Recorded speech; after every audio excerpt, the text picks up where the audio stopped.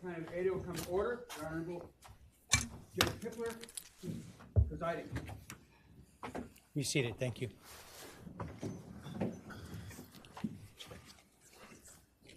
We need about 5 minutes. Need 5 minutes?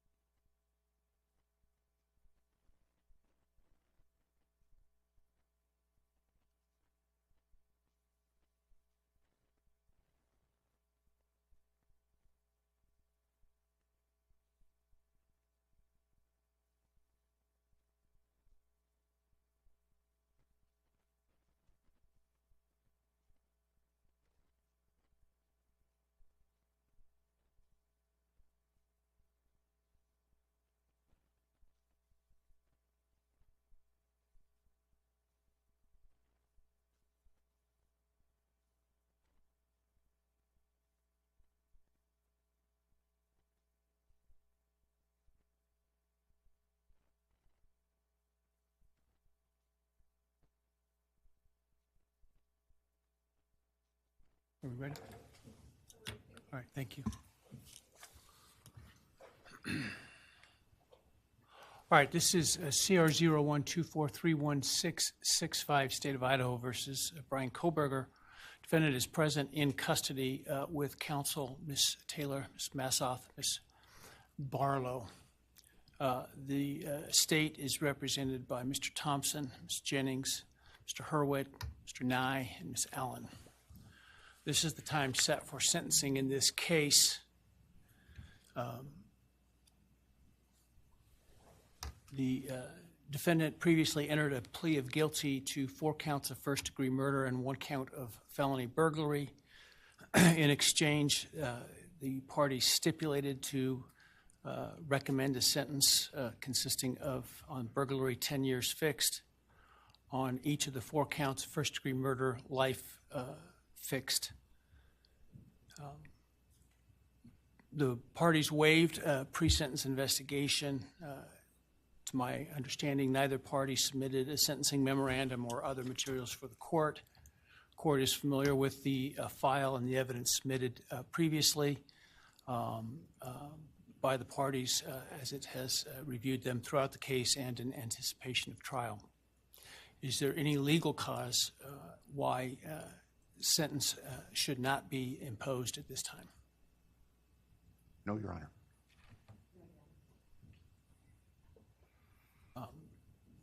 Does the state, before impact statements and arguments, wish to present evidence today? Your Honor, the state does not intend to present evidence in a documentary sense. We have provided the court through the clerk with photographs that we would like to use during the course of our sentencing argument. Sure. All right. Thank you. But no testimony other than impact statements? That's correct, Your Honor. All right. So with that, let's start with then impact statements.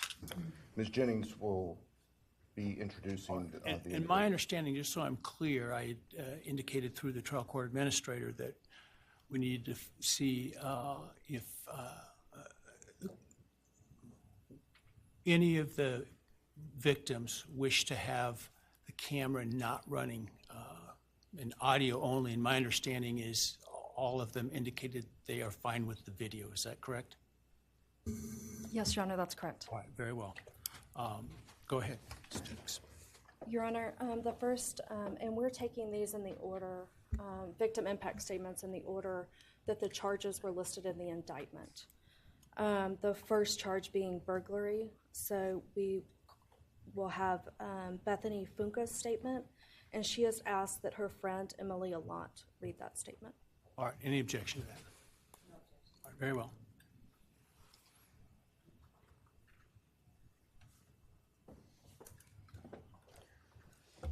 Thank you, Your Honor. I'll be speaking on behalf of Bethany, and so, yeah, here it reads. My name is Bethany Funke, and I was roommates with Maddie, Kaylee, Xana, and Ethan.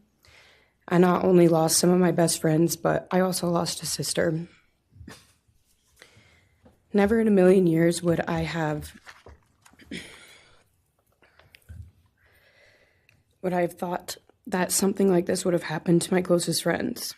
I thought that we were going to wake up and go upstairs, see them and tell them how they had scared us and that they were going to tease us about how we are constantly scaredy cats. And make jokes about it as we would go to Taco Bell like always. But sadly, that is not what happened and what turned out to be my worst nightmare. When I first woke up that morning, I had no idea what happened. I woke up around 7 with a terrible toothache, so I called my dad, who is a dentist, and he asked what I should do. He told me to take Advil, so I did, and I went back to sleep. I was still out of it and still didn't know what happened. If I had known, I of course would have called 911 right away. I still carry so much regret and guilt for not knowing what had happened and not calling right away, even though I understand it wouldn't have changed anything, not even if the paramedics had been right outside the door.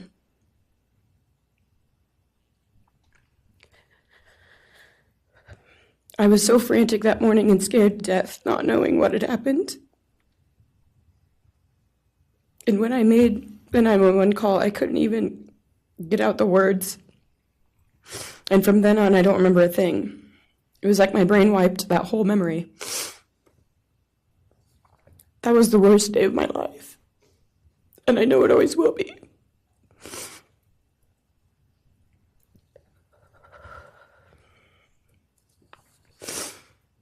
While I was still in shock, trying to process the fact that my friends were truly gone, I had been attacked by the public.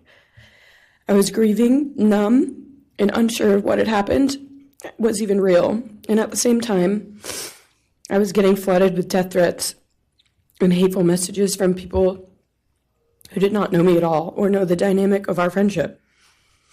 Social media made it so much worse, and strangers made up stories to entertain themselves. The media harassed not just me, but also my family. People showed up at our house. They called my phone, my parents' phones, other family members' phones, and we were chased while I was still trying to survive emotionally and grieve the loss of my friends. I hated and still hate that they are gone, but for some reason, I am still here and I got to live. I still think about this every day. Why me? Why did I get to live and not them? For the longest time, I could not even look at their families without feeling sick with guilt. I did not know what to say or what to do. I was terrified that my presence just made their pain worse, and I was still here when their kid, their siblings, and their friends, their loved ones should have been here instead. After everything happened, I was afraid to go into my own backyard or alone in my house. I was scared that the person who did this would come for me next. I was always scared that the media would try to catch me at any moment of any day, even when I was just walking around my house. I made my parents close all the blinds during the day so no one could see me even in the slightest chance. I barely left the house, and when I did, I made sure I was never alone. I slept in my parents' room for almost a year. I made them double lock every door, set an alarm, and still check everywhere in the room just in case someone was hiding. And I still check my room every night before, and I double lock it. I have not slept through a single night since this happened. I constantly wake up in panics, terrified. Someone is breaking in, or someone is here to hurt me, or I'm about to lose someone else that I love. The fear never really leaves.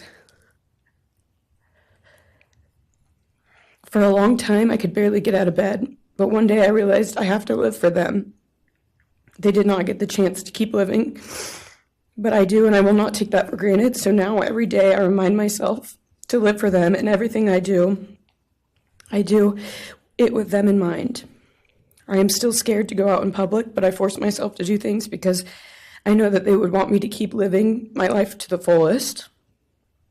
I am beyond blessed to still be here, and I refuse to take that for granted when they did not get a chance.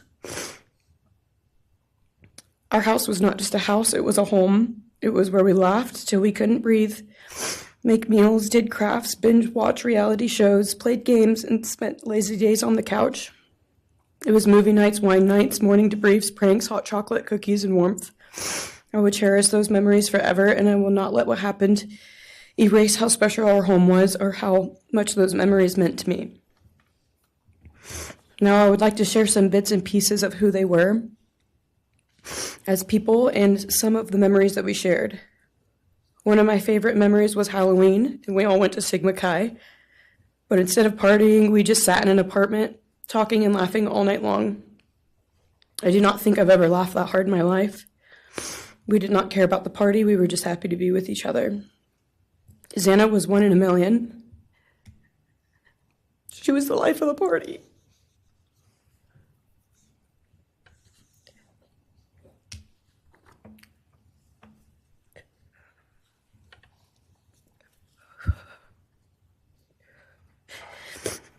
But she was also the kindest and funniest person I knew. Everyone loved her because she made everyone feel so loved. She was just someone you always wanted to be around, no matter the circumstance. One of my favorite days with Xana was when she laid on the couch, when we laid on the couch together all day watching movies and snacking. Or when she, Maddie, and I would go and get margaritas, chips, and salsa. She would also light up a room with her presence alone. Kaylee had the most beautiful, radiant smile, and she was so kind, but also one of the funniest people I've ever known. She loved playing little pranks. She always had us laughing so hard that we could not breathe. She was so full of energy and life. I really believed that she could have ruled the world if she wanted to, and she would have been America's sweetheart. Ethan was the sweetest, most genuine guy. He was always smiling and always making other people smile too. Ethan was the kind of person you wanted around.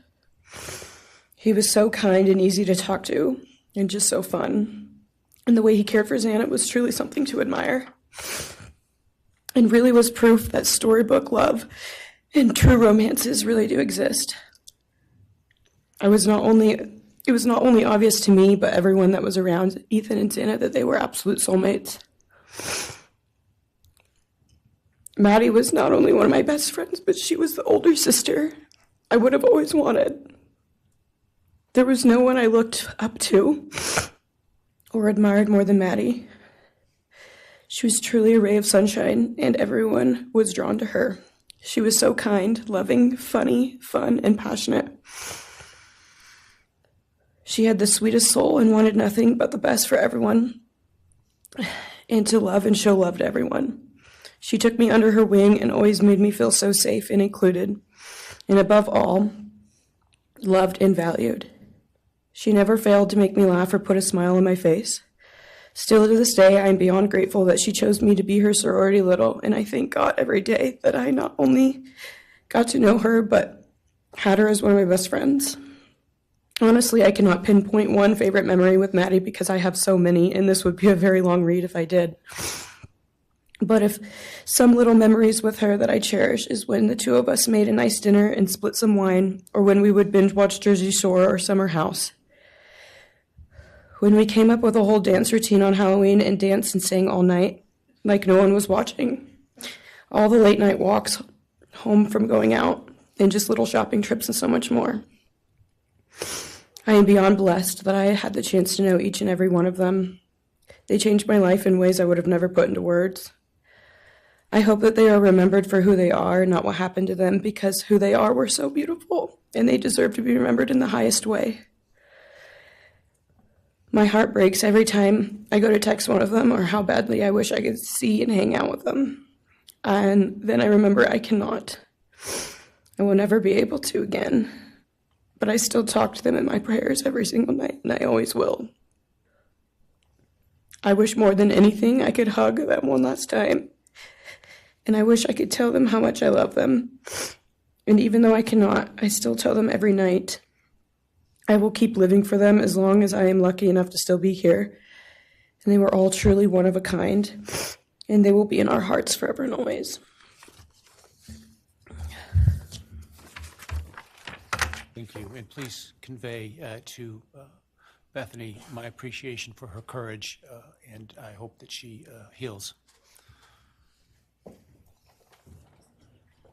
Next is Dylan Mortensen. We're asking for some accommodations for Ms. Mortensen and that she be allowed to sit in my seat. Sure.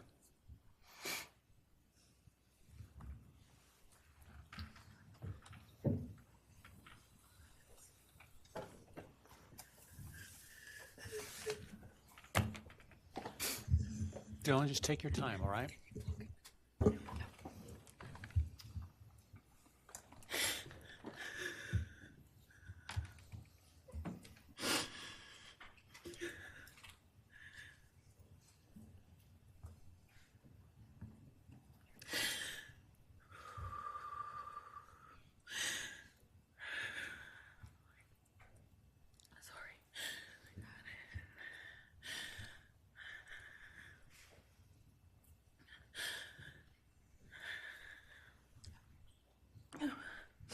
Thank you, Your Honor.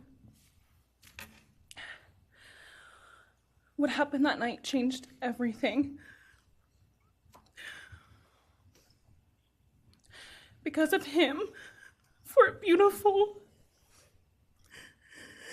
genuine, compassionate people were taken from this world for no reason.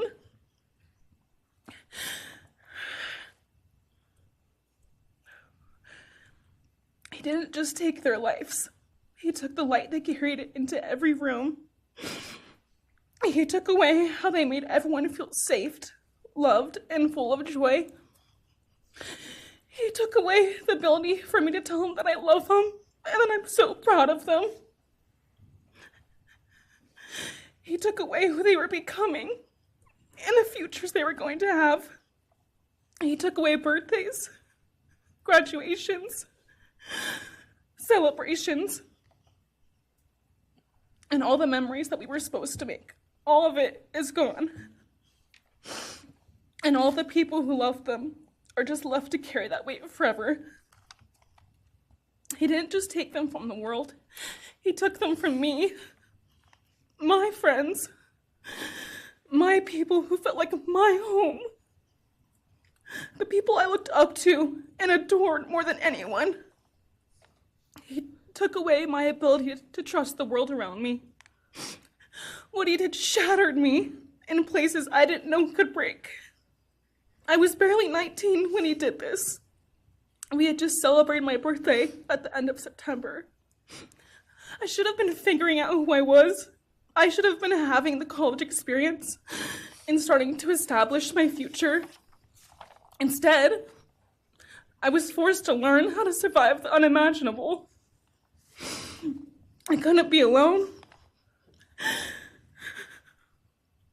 I had to sleep in my mom's bed because I was too terrified to close my eyes.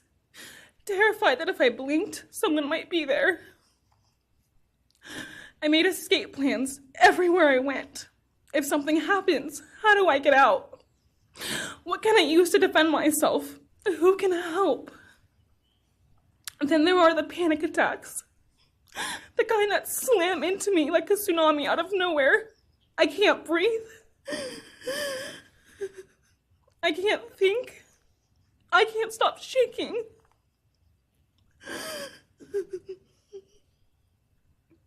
All I can do is scream because the emotional pain and the grief is too much to handle. My chest feels like it's caving in. Sometimes I drop to the floor with my heart racing, convinced something is very wrong. It's far beyond anxiety. It's my body reliving everything over and over again. My nervous system never got the message that it is over, and it won't let me forget what he did to them. People call me strong. They say I'm a survivor, but they don't see what my new reality looks like. They don't see the panic attacks, the hypervigilance, the exhaustion, the way I scan every room I enter, the way I flinch at sudden sounds. They don't know how heavy it is to carry so much pain and still be expected to keep going, and that's because of him. He stole parts of me I may never get back. He took the version of me who didn't constantly ask, what if it happens again? What if next time I don't survive?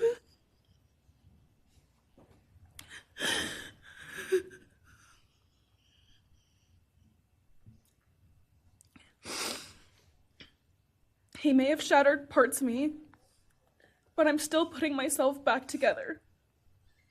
Piece by piece, I'm learning how to live in this new version of life.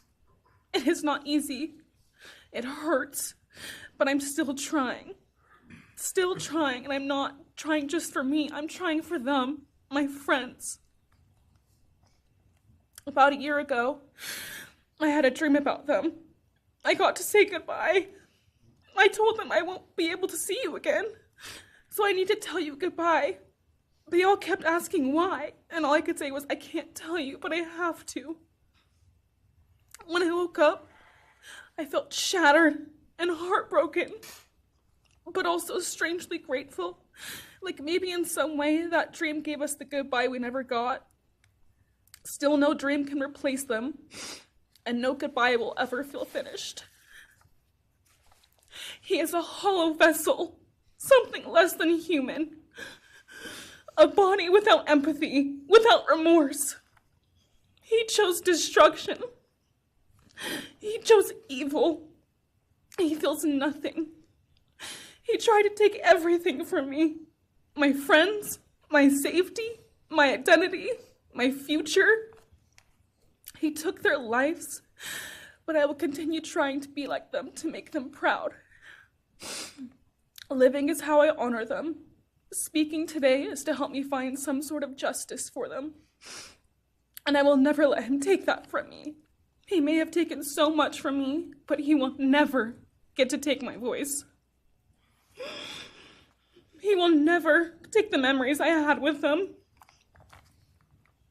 He will never erase the love we shared, the laughs we had, or the way they made me feel seen and whole. Those things are mine. They are sacred, and he will never touch them. I get to feel sadness. I get to feel rage.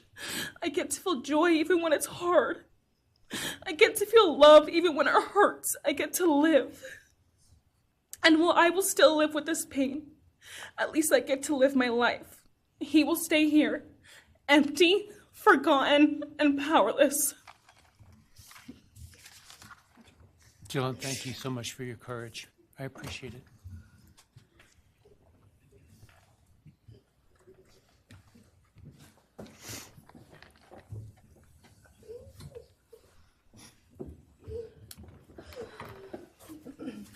Next, we have members from the Madison Mogan family. First would be Scott Laramie, Madison Mogan's stepfather.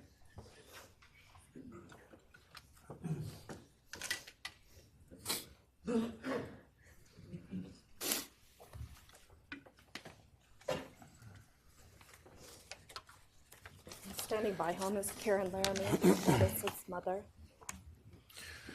Thank you, Your Honor. My name is Scott Laramie. I'm Maddie Mogan's stepfather and the husband of Maddie's mother, Karen Laramie. I will read this victim impact statement on behalf of Karen and myself. Maddie was our gift of life, our purpose, and our hope. Maddie quickly became Karen's joy, identity, and purpose in life. I joined Maddie's life when she was 2.5 years old. The experience transformed me into a life of joy, love, and family. Maddie was bright, beautiful, kind, empathic. She listened carefully to others and was observant, seeing and caring about the hearts and the minds of all she encountered. She loved music and music festivals. She had a wonderful sense of humor. She excelled in school. She was an easy child to raise, almost never requiring discipline, and almost always giving us parental joy. One time Karen remembers disciplining Maddie as a little girl. Maddie responded, "You broke my heart," which of course melted ours. She had a keen wit, even at that young age. As she transitioned into teenage years, she prioritized us and extended family over many of the distractions that capture teenagers. She showered us with her presence and love at family events, barbecues, picnics, birthdays, holidays, and others.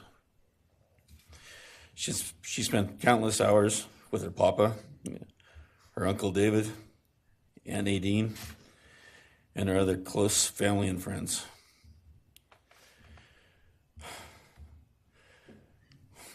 This world was a better place with her in it. As she reached adulthood, Maddie applied her studies to be a marketing professional, entering into an internship at Payne West, and started planning her professional future. As with all things, she involved Karen and myself in the joy of her journey. As she transitioned into womanhood, Karen and I continued to be astounded at this wonderful and accomplished person we had created. All parents dream of their children accomplishing more than them. We realized this dream, all we had not become, she was becoming. Karen and I are ordinary people, but we lived extraordinary lives because we had Maddie. Maddie was taken senselessly and brutally in a sudden act of evil. She was taken along with the young, promising, and bright lives of Kaylee, Xana, and Ethan. First, we felt disbelief. Next, we felt disorientation. Then we felt grief overcome us. Our grief is compounded even more for the Gonzalez, Kernodle, and Chapin families. We speak of hope and healing, and we do have hope and some healing. But the vast emotional wound will never fully heal. Since Maddie's loss, there's emptiness in our hearts, home, and family, an endless void. After losing her mother in a car crash, Karen took years to grieve and recover. The feeling that her life with Maddie and A was perfect helped her to start to heal. Now, this is no longer perfect. After Maddie's loss, Karen felt like she was spinning out, emotionally collapsing into anxiety and depression. She sometimes asks, "How am I supposed to go on when I've lost my favorite person in the world?" I felt the same, and we continue to struggle. The loss of Maddie has impacted so many beyond our family. Her second family is her sorority sisters who grieve alongside us. She has so many close friends who suffer from her loss. We will continue to be. Her loss will continue to be felt by the Vandal community, including Vandal Solutions on campus, where she volunteered her time for others.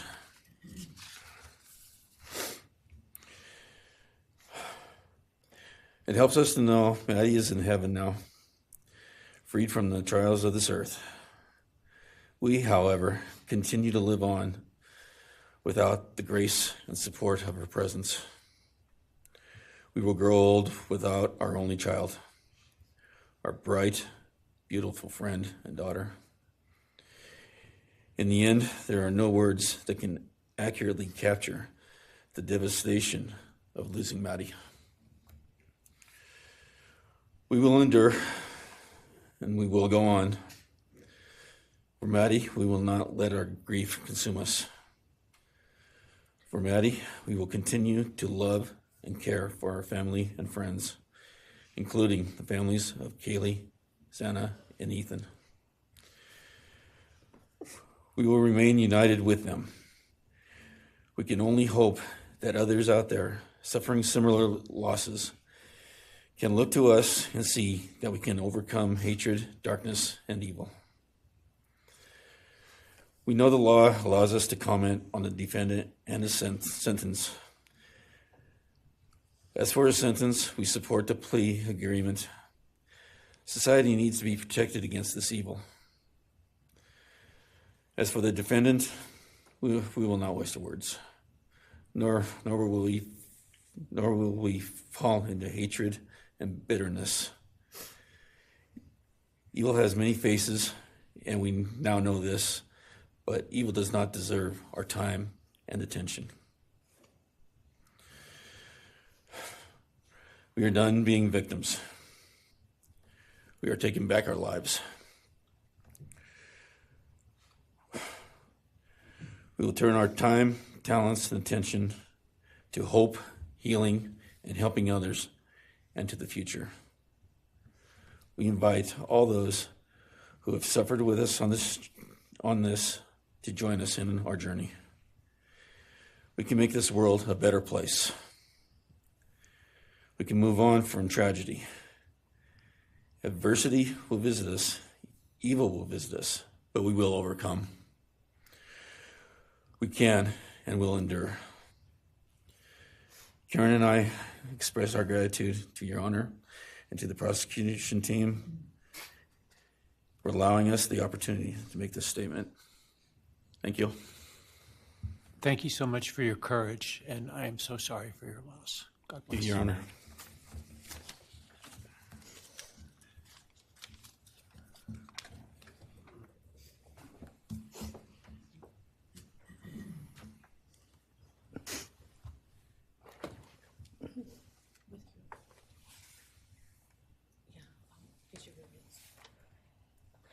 Your Honor, this is Leander James. He's the attorney for the Mogan family and victim advocate. He'll be reading a statement for Karen Laramie. May it please the court, counsel. My name is Leander James. I am the pro bono counsel for Karen and Scott Laramie. Karen has asked me to read this statement into the record. I thank my husband, Scott, for his statement, his courage, and his unending love and support during this dark time. While words are inadequate to capture the impact of this horrific crime on our family, he expressed it as best anyone could. For Maddie's sake, I will add my supplement statement that incorporates additional impact in the context of my extended family. I am grateful to Maddie's great uncle, Bryan Kohberger, for assisting me with the difficult task of putting our pain into words. For me and my extended family, Maddie was our hope and our light. Her beauty, both outside and in, shone its light upon everyone with whom she came in contact. Her beauty, she carried that hope and light into the future for our entire family. We have memories of our Maddie and grief and pain at her being taken from our presence. Any one of us would have given our own light to have been outshone by hers.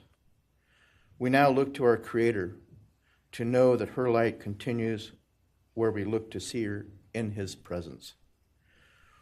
Those who commit evil for their own twisted gains and purposes truly defile the efforts and sacrifices of mothers, fathers, families, teachers, clergy, public servants, service members, and all those who commit themselves to the greater good, freedoms, and the future light of our nation. Condemnation falls heavily upon those who squandered the lives of our future hopes and dreams. Some may offer forgiveness for what the defendant has done.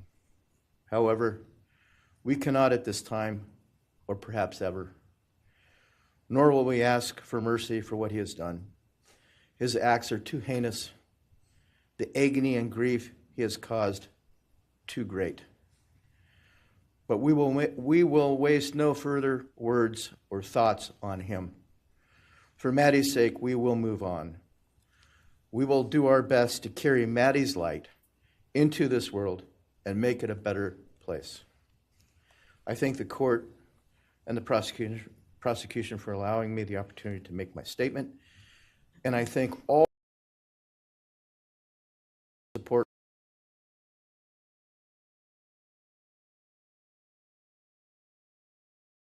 Thank you, Mrs. Slarmy. Appreciate it.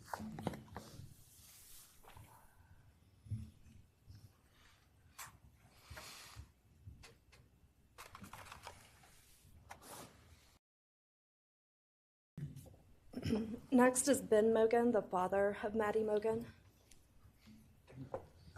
Of course. Actually, Your Honor, it'll be Kim Cheeley, the grandmother of Maddie Mogen.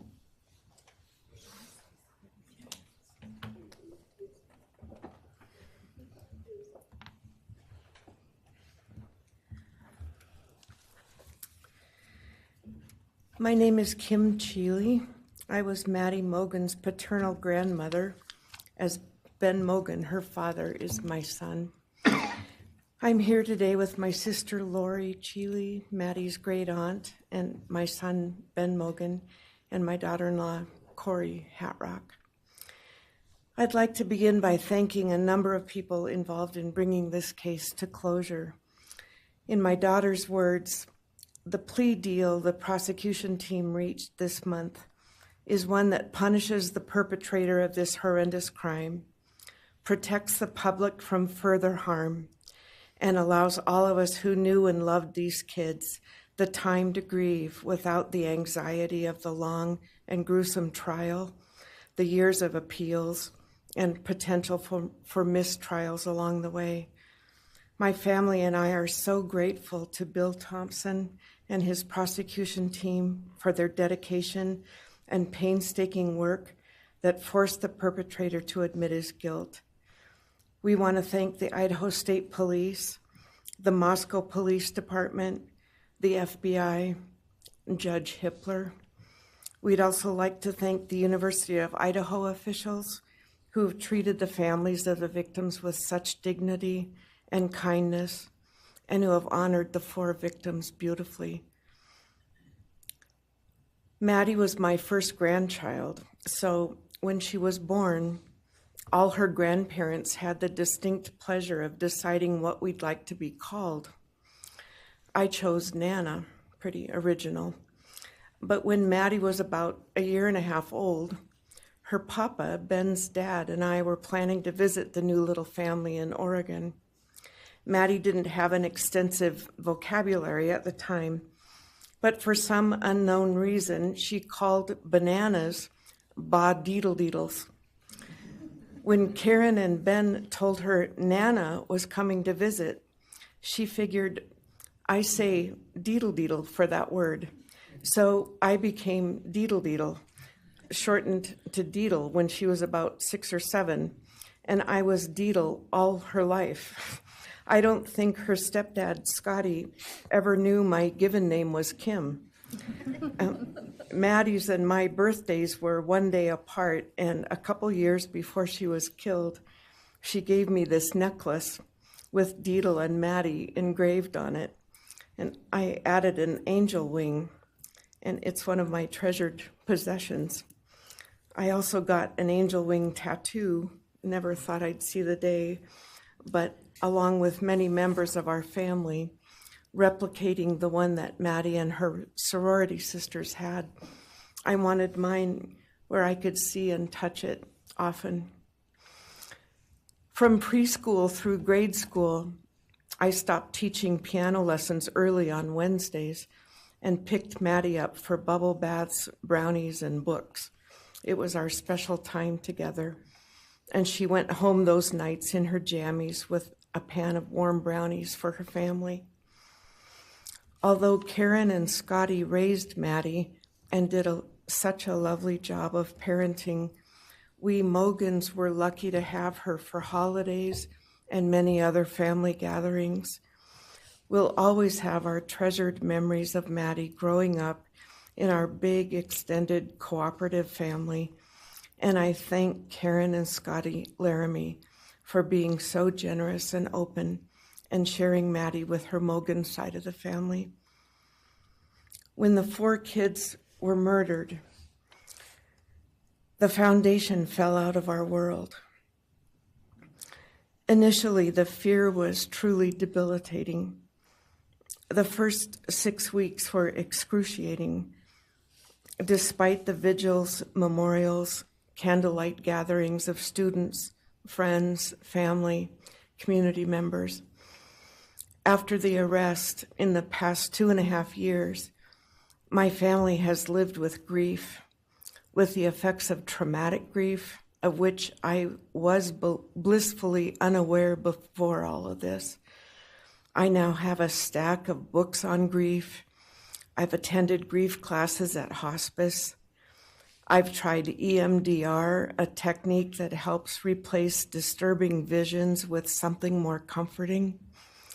My son Ben, his 2 sisters, Maddie's aunts, and I have all experienced depression and anxiety and sleep disturbance, requiring medical intervention at times. We've all sought counseling off and on.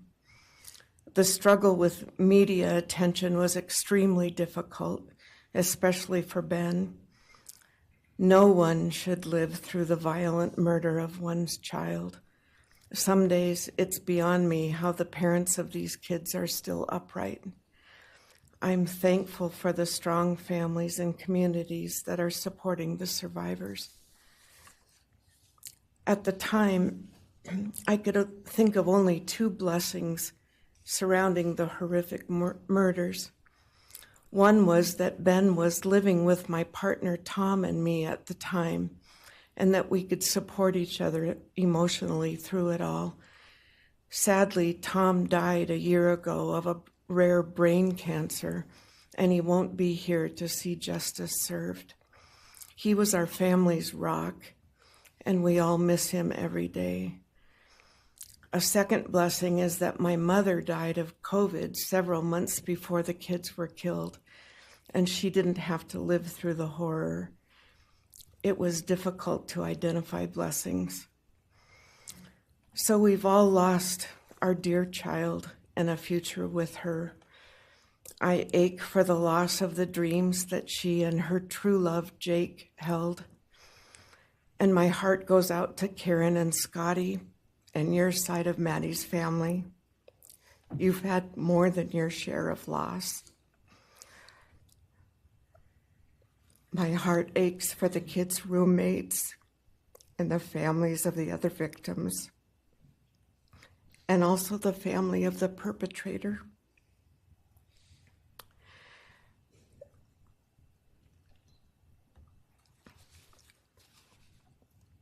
Going forward, we Mogens are choosing to put our energy and focus into honoring Maddie's too short life and sweet spirit by celebrating Maddie May Day, which my 2 daughters established.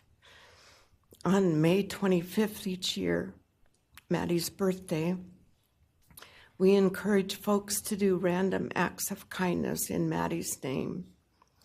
In my daughter Katie's words, may we all protect our peace in whatever way possible, unite in community, and focus on joy. Please do an act in kindness in Maddie's honor during this week so a glimmer of Maddie's light may live on. Thank you. Thank you, and I appreciate your courage, and bless you and your family. Thank you.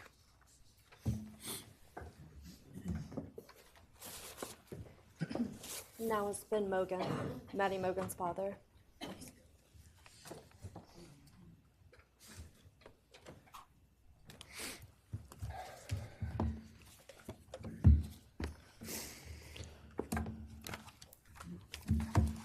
I'm Benjamin Mogen. I'm Maddie's dad. And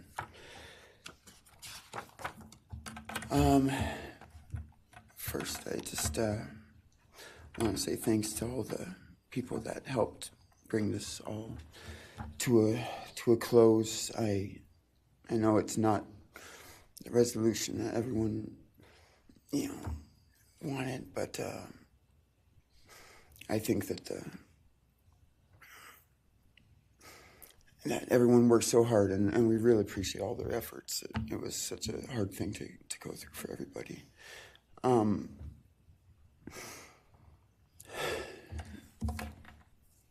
Maddie was my only child that I ever had. She's the only great thing I ever really did, and the only thing I was really ever proud of. And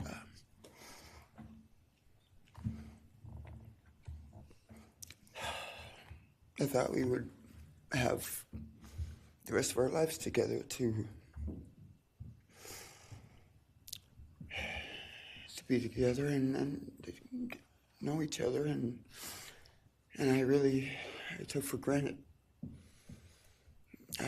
the times, she was in college, and I thought, oh, well, we'll have the rest of our lives to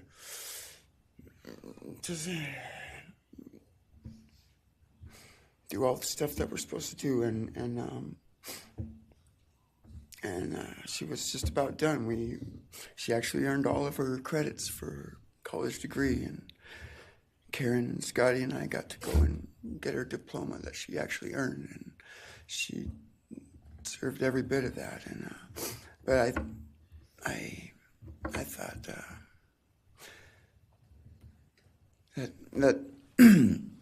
that was going to be just the beginning of a long life together, and we never got that. Karen and Scotty did such a great job raising her after Karen and I split up, and I'm so thankful for Scotty and the role that he played in her life when I wasn't able to. But we got to spend a lot of great times together, Maddie and I. She was my favorite person to go to a concert with. We got to see some fun shows together, and I told her, if there's ever a show that you want to go to, let me know, and I'll get you tickets for you and your friend, or if we want to go together, we'll make it happen. And my favorite memory with her was when the Mac Miller show sold out here in Spokane, and everyone wanted tickets, no one could get them, and on the last day before the show, they did a radio thing, and I got 4 meet and greet tickets for Maddie and her friends and me to go and see the show, and that was her favorite artist at the time, was Mac Miller, and he's gone now too, and my little cousin Zach drove us all there that night, and he's gone too, tragically, and anyway, the last thing that she ever wrote to me was this Father's Day card, and I'm so glad I still have it. I'm just going to read what she said. It says, "Happy Father's Day. I hope you have the best day. I can't wait till we can hang out again soon. I'll be in Coeur d'Alene, 624 to 74. Hopefully we can find a time then. I love your birthday card that you sent me, by the way. Maybe we can see a concert sometime soon. I'd love to see the gorge when it's not so smoky out. I hope you're doing well. I'm proud of how far you've come. Thank you for always encouraging me to do my best. Love you lots and lots. Love, Maddie May. She did encourage me to not just to do my best, but to live on. I went through a lot of issues with addiction and with substance abuse, and when I wasn't wanting to live anymore, she was what would keep me from just not caring anymore, and knowing that she was out there and that she was just such a beautiful person kept me alive a lot of rough moments, and I'm so glad that she was able to meet Jake. He was the only one that I actually ever got to take her to the gorge. They went and saw Watershed together, and yeah, they had a heck of a time. I'm just glad she got to. That's a really special place for me, and she always wanted to work out there with me in the summer sometime. She never got to, but at least she got to see it once with Jake. He was such a great guy. He is such a great guy. And I really wanted to see what a future with them would have looked like. I'll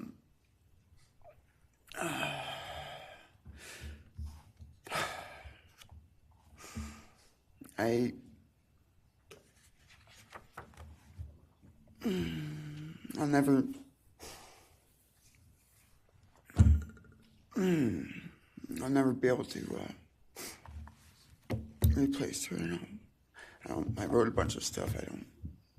I just don't know what to say right now. I just miss her so much, and I just love her more than anything. And it shouldn't have happened. And a death sentence is one thing. You know when it's going to happen, and it's going to be all gentle and stuff. But life without parole with a building full of people that all just want you to not be around anymore, and winking at every morning, not knowing if that's the day they're going to pull your card. I mean, it's not a very nice sentence either. So, I don't know. I just love you, Maddie, and I wish you were still here. Thank you so much.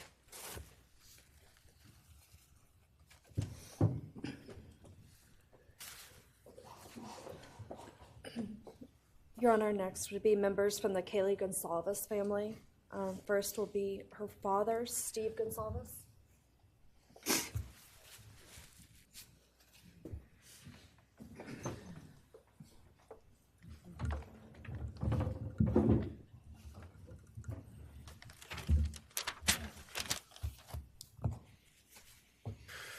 Today, we are here to finish what you started. Today, you've lost control.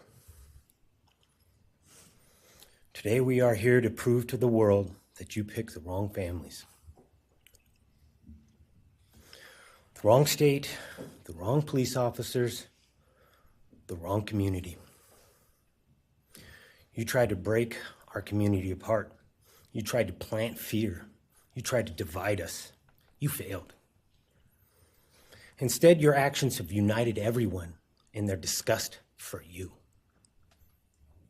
I just learned from these lead investigators, to their shock, they worked in an investigation and actually worked with Pennsylvania police officers and the federal FBI. You united everyone. Everyone was united after you. None of us are divided. We are united in our disgust and our love for these children. Today you have no name. Because when this all started, we all came together and we said, let's stop even talking about his name and just use initials. So even the media just calls you BK. That's all you are. Looking back when the police officers knocked on my door, told me what happened to my child, told me what happened to Maddie Mae, I don't think he was even out of the driveway before my kids turned around, looked at me and said, "What do we do, Dad?" I told them, "You get to work. You get your ass to work." And we started calling, we started texting, we started emailing. And you know what? Within hours, we had your white car on the camera. We knew from the very beginning we had you. Police officers tell us within minutes they had your DNA, like a calling card. You were that careless, that foolish, that stupid. Master degree, you're a joke, complete joke. But we took this disaster and we did what we could. We put everything online. We took our kids, we took our images, we took everything that they did, their videos, their photos, the girls' pranks, Ethan singing. We put it out there, we shared it with the world. And the world united. And all they ended up, when they talked about this case, is they talked about Kaylee Jade, Maddie Mae, Xana, and Ethan. Everything what these people meant to us, a father, a mother, a brother, a sister, we shared that with our community. Then we shared it with our state. We shared it with the country, and eventually we shared it with the world. The world's watching because of the kids, not because of you. Nobody cares about you.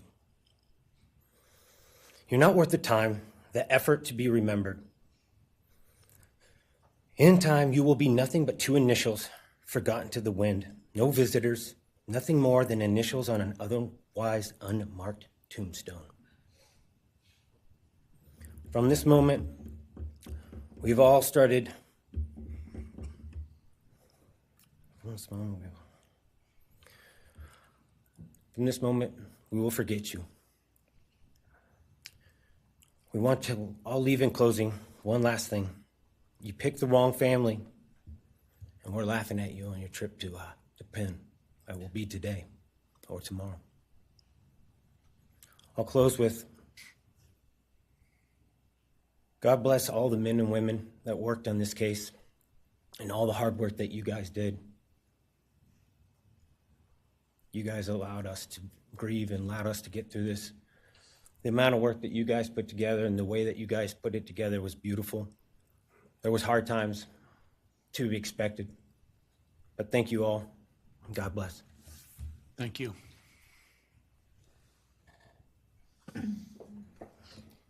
Your Honor, next is Stephen Gonzalez, Kaylee's brother.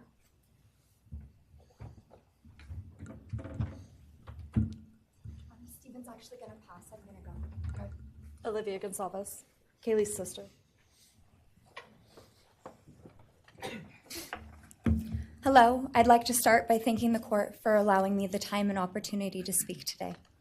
My name is Olivia, and I'm the big sister of Kaylee Gonzalez, and I was blessed to love Madison Mogan as a sister too. I'm not here today to speak in grief. I'm here to speak in truth. Because the truth is, my sister Kaylee and her best friend Maddie were not yours to take. They were not yours to study, to stalk, or to silence. They were two pieces of a whole, the perfect yin and yang. They are everything that you could never be. Loved, accepted, vibrant, accomplished, brave, and powerful. Because the truth about Kaylee and Maddie is they would have been kind to you. If you had approached them in their everyday lives, they would have given you directions, thanked you for the compliment, or awkwardly giggled to make your own words less uncomfortable for you. In a world that rejected you, they would have shown mercy. Because the truth is, I'm angry. Every day I'm angry. I'm left shouting at the inside of my own head everything I wish I could say to you. The truth about me is when I heard the news, I didn't cry. I listened for them. I promised them I would, that I would fight for them, that I would show up, no matter what it cost me. I swore I'd never let them feel alone. Because you see, I've always been their heavyweight. I've always been the one to fight the battles they didn't feel ready to fight themselves. All it ever took was a call, and they knew I would handle it for them, no matter the time, no matter the cost. They could wave their white flag because they knew I would never back down, not for them, and not even death could change that. Somewhere along the line, I started to think about what I would say to them if I was given just one last chance. If I could gather enough heartbreak or love or sacrifice or whatever it took to get just one message across, what would I say? Throughout this entire process, I've written my feelings down at every moment, my wishes, my love, my denial, my anger. And as one final act of love, I'd planned to read these thoughts, even jarring and discombobulating and not even making sense. Because for me, that was true love. As bare and as naked as it could be, not laced in pretty words or dressed for the occasion, but written through bleary eyes at 2 a.m. with clenched fists, angry at this reality.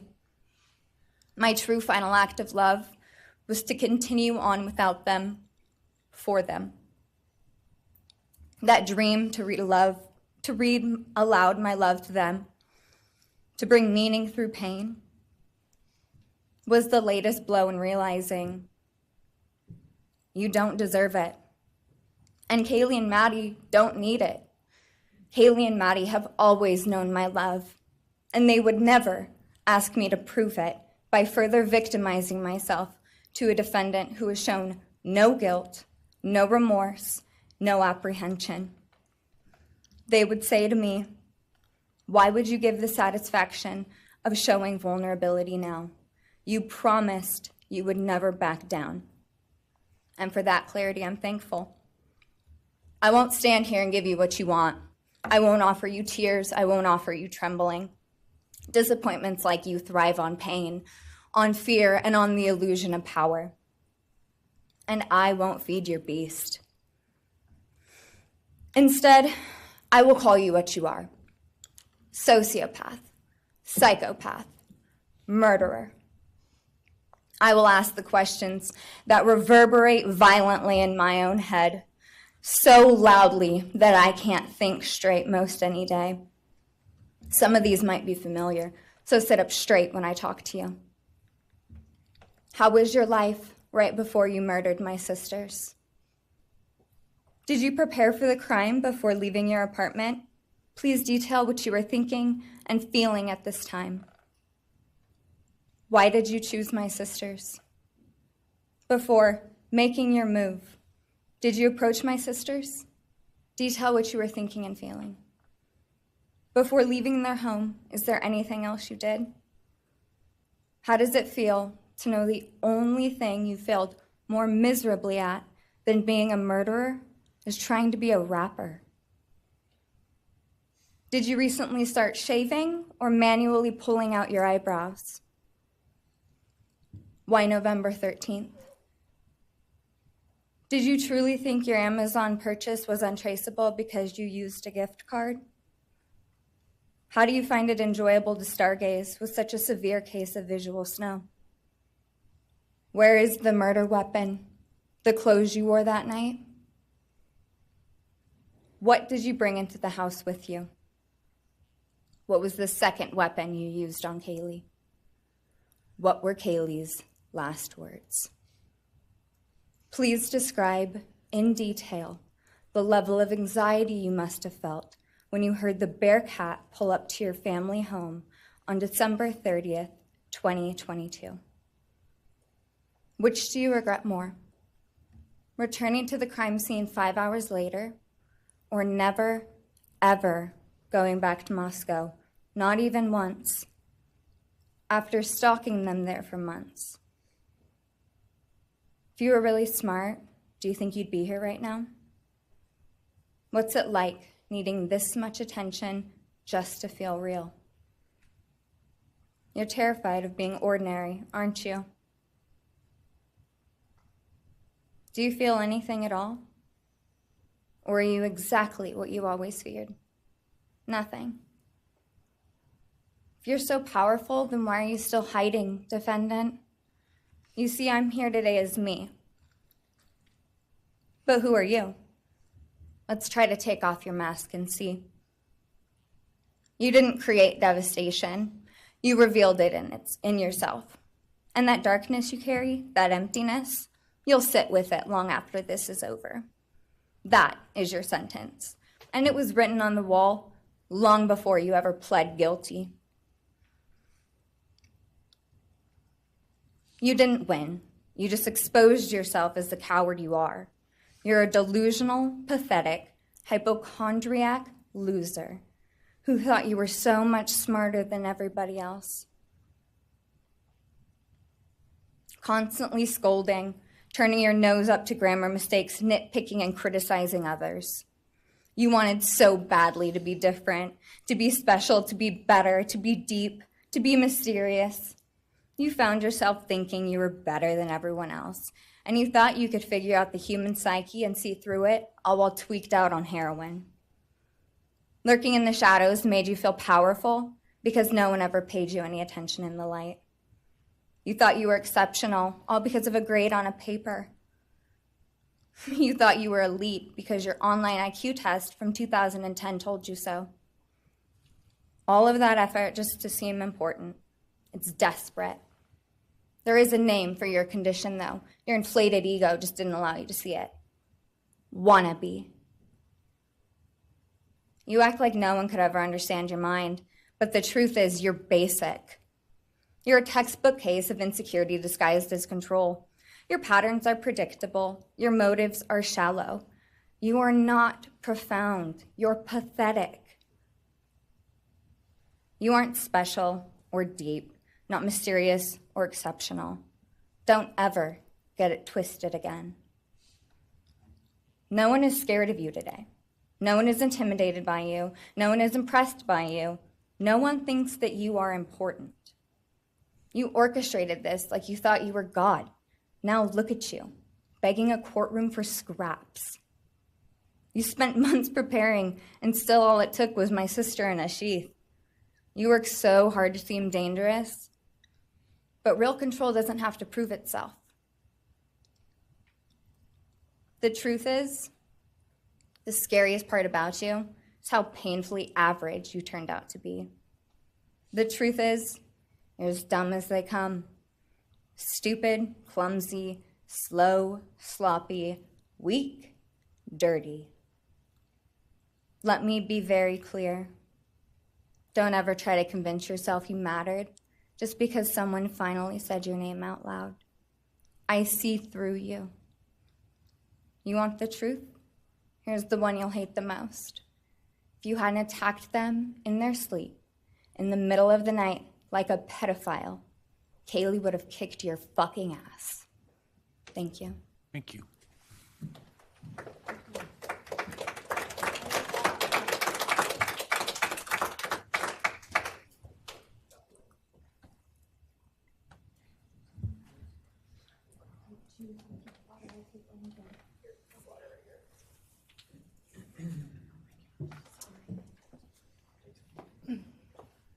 Next is Christy Gonzalez, Kaylee Gonzalez's mother.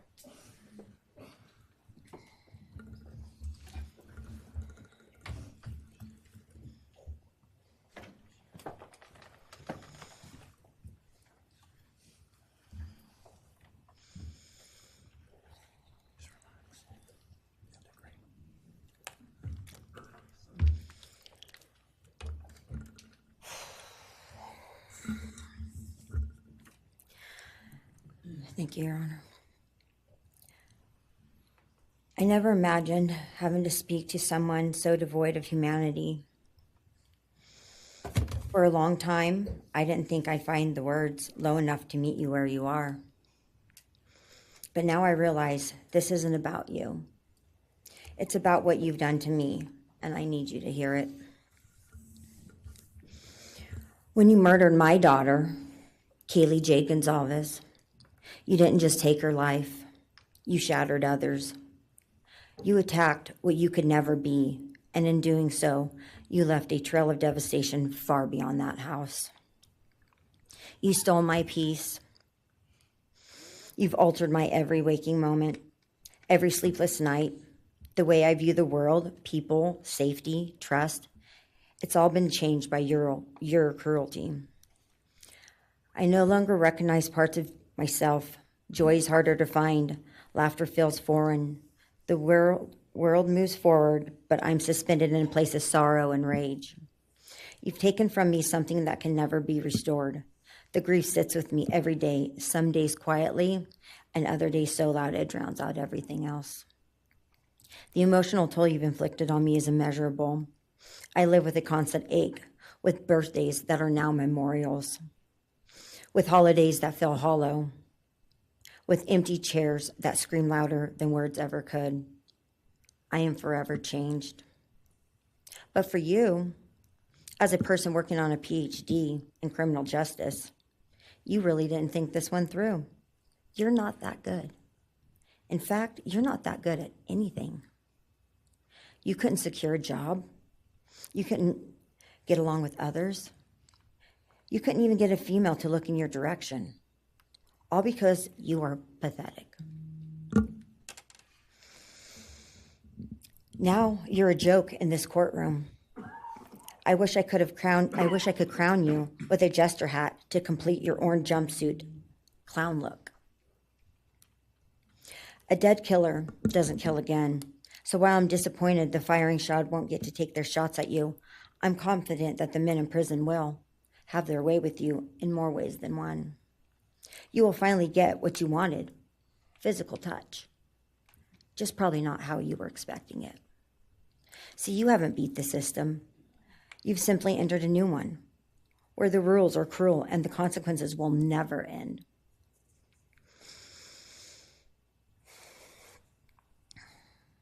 You are entering a place where no one will care who you are and no one will ever respect you. You will be forgotten, discarded, used, and erased. You will always be remembered as a loser, an absolute failure. And when those prison doors slam shut behind you, I hope that sound echoes in your heart for the rest of your meaningless days. I hope it reminds you of what we all already know. You're nothing. May you continue to live your life in misery. You are officially the property of the state of Idaho, where your fellow inmates are anxiously awaiting your arrival. But it's okay, because they're there to help you. Hell will be waiting. Quick message from our youngest daughter. Aubrey wanted to say, you may have received A's in high school and college, but you're going to be getting big D's in prison. Thank you.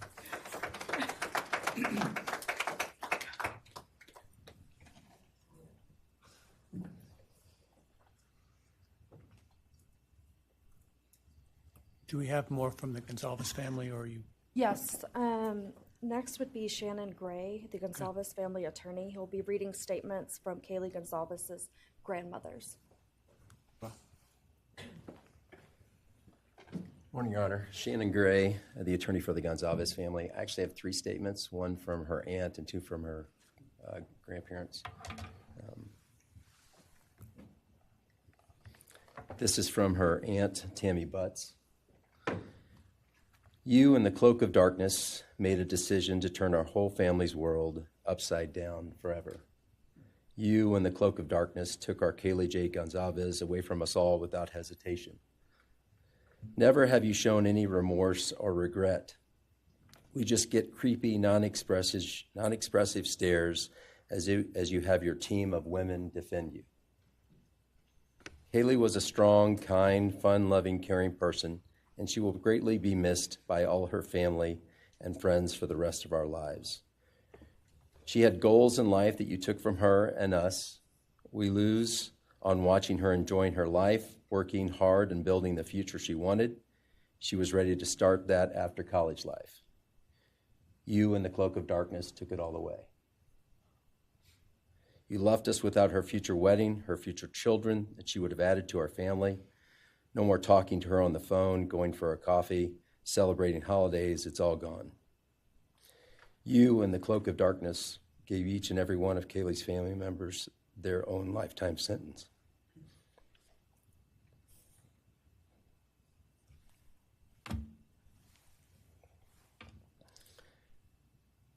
You, in the cloak of darkness, also took our Maddie Mae from all of us. She was so genuine, caring, polite. She was part of our family. You came in, harmed our children that were younger women than you in their own beds. You're nothing, you're a coward. It's not right that you have received life. I pray that you meet your end in the cloak of darkness, burn in hell. I have two other statements, Your Honor.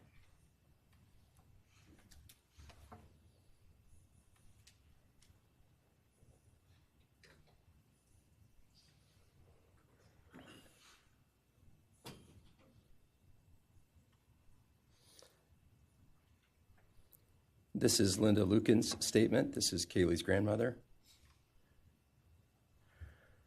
I really don't know how to address something so inhumane, but I will try. Nothing in the past 2.5 years has made any sense. All I get is you cowardly went into a home at night, filled with what I'm sure you thought was all sleeping girls, and went on a vicious killing spree for no other reason but to appease your demonic urges. You took my granddaughter Kaylee from us, plus 3 other beautiful lives. You took my granddaughter Kaylee, beautiful, sweet-souled, doll-faced Kaylee, who was getting ready to start her amazing life, who had such a bright future, who was loved by so many, who you were so envious of. She had a life you could never have. You are so beyond human. You're definitely a demon from hell. I truly wish your punishment would be the same death you inflicted on our kids. But I think you will meet some new friends in prison who will be there just to help you. Thumbs up.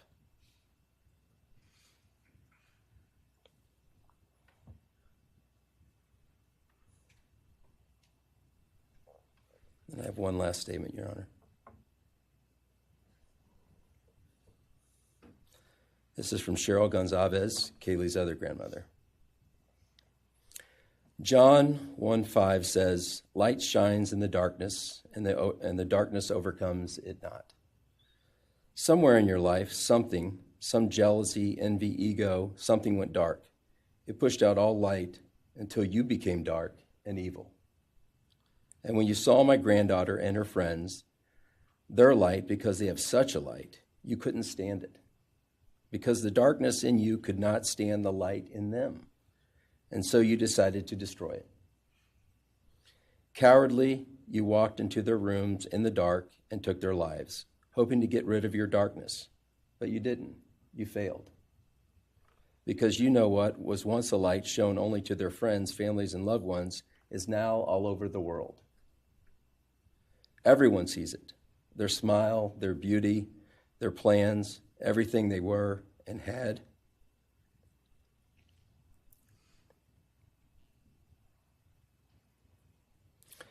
And you think you put a close to it, even that, but you didn't. Because they still exist. They are still light. They are still beautiful. You can never take that away. They will always be in the light of all eternity. And you will be in the darkness because you could not overcome it. You failed. I want you to be gone, more than gone. I want you to be cast out. Cast out from my life, from my family, from this earth. I will not allow your hatred to penetrate into my own soul. You did not get that power. You are evil, and in the end, evil is eradicated. You didn't take Kaylee's light, you spread it into the world. Thank you, Your Honor. Thank you. All right. Are you moving to a different family now? All right, why don't we take a 10-minute recess, all right?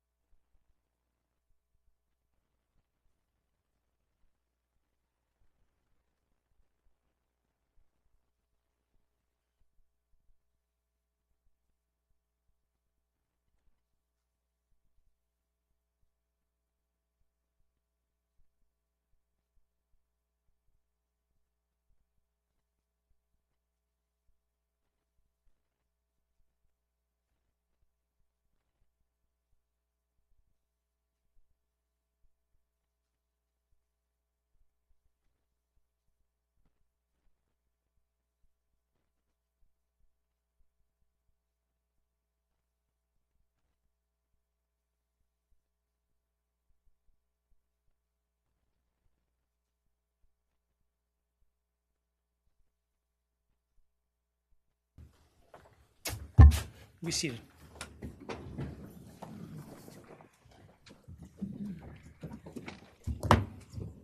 All right, Ms. Jennings. Thank you, Your Honor. The next family is the family of Xana Kernodle, and first would be Jasmine Kernodle, Xana's sister.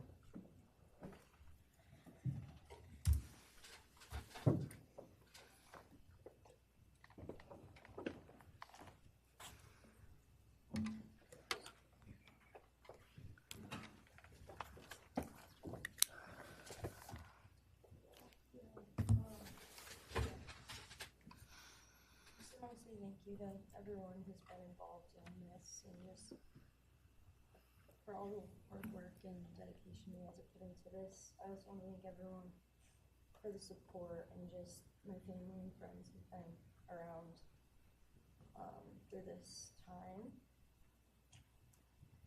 I went back and forth on whether to speak today because the truth is you don't deserve power over my feelings, my words, or me. Thank you. In the end, I realized this moment isn't about you. It's about justice for Xana, Ethan, Kaylee, and Maddie. It's about honoring the beautiful people they were and still are in God's eyes.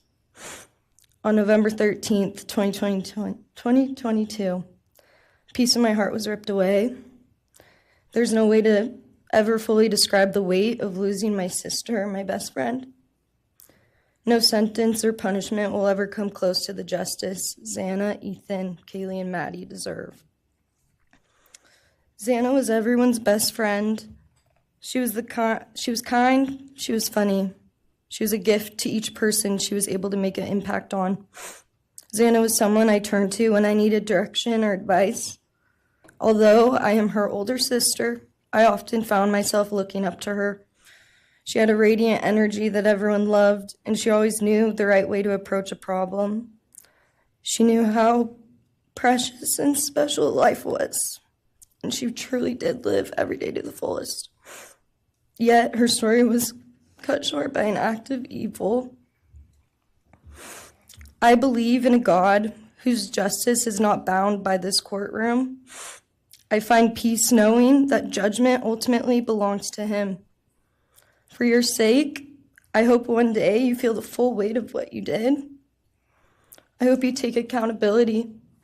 I hope you truly experience the guilt and you surrender yourself to Jesus Christ. Because no punishment on this earth can ever compare to the isolation and pain of eternal separation from God. Xana deserved more. They all did. But I come here to say this. I am strong. I am brave. I'm a fighter, just like Xana. And you don't get to control how I move forward or what I believe. I walk with the comfort of knowing I will see my sister again. Xana didn't get the future she deserved.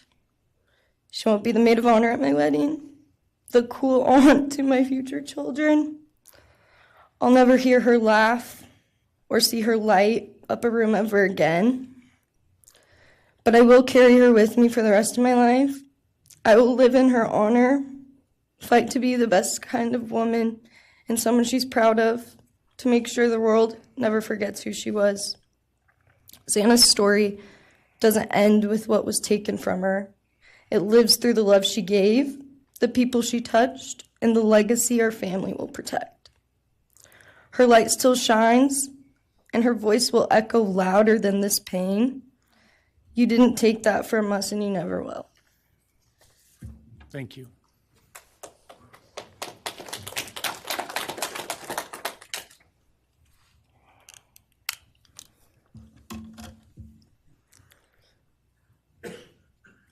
I just want to say before I start, I'm Xana's dad, Jeff Kernodle.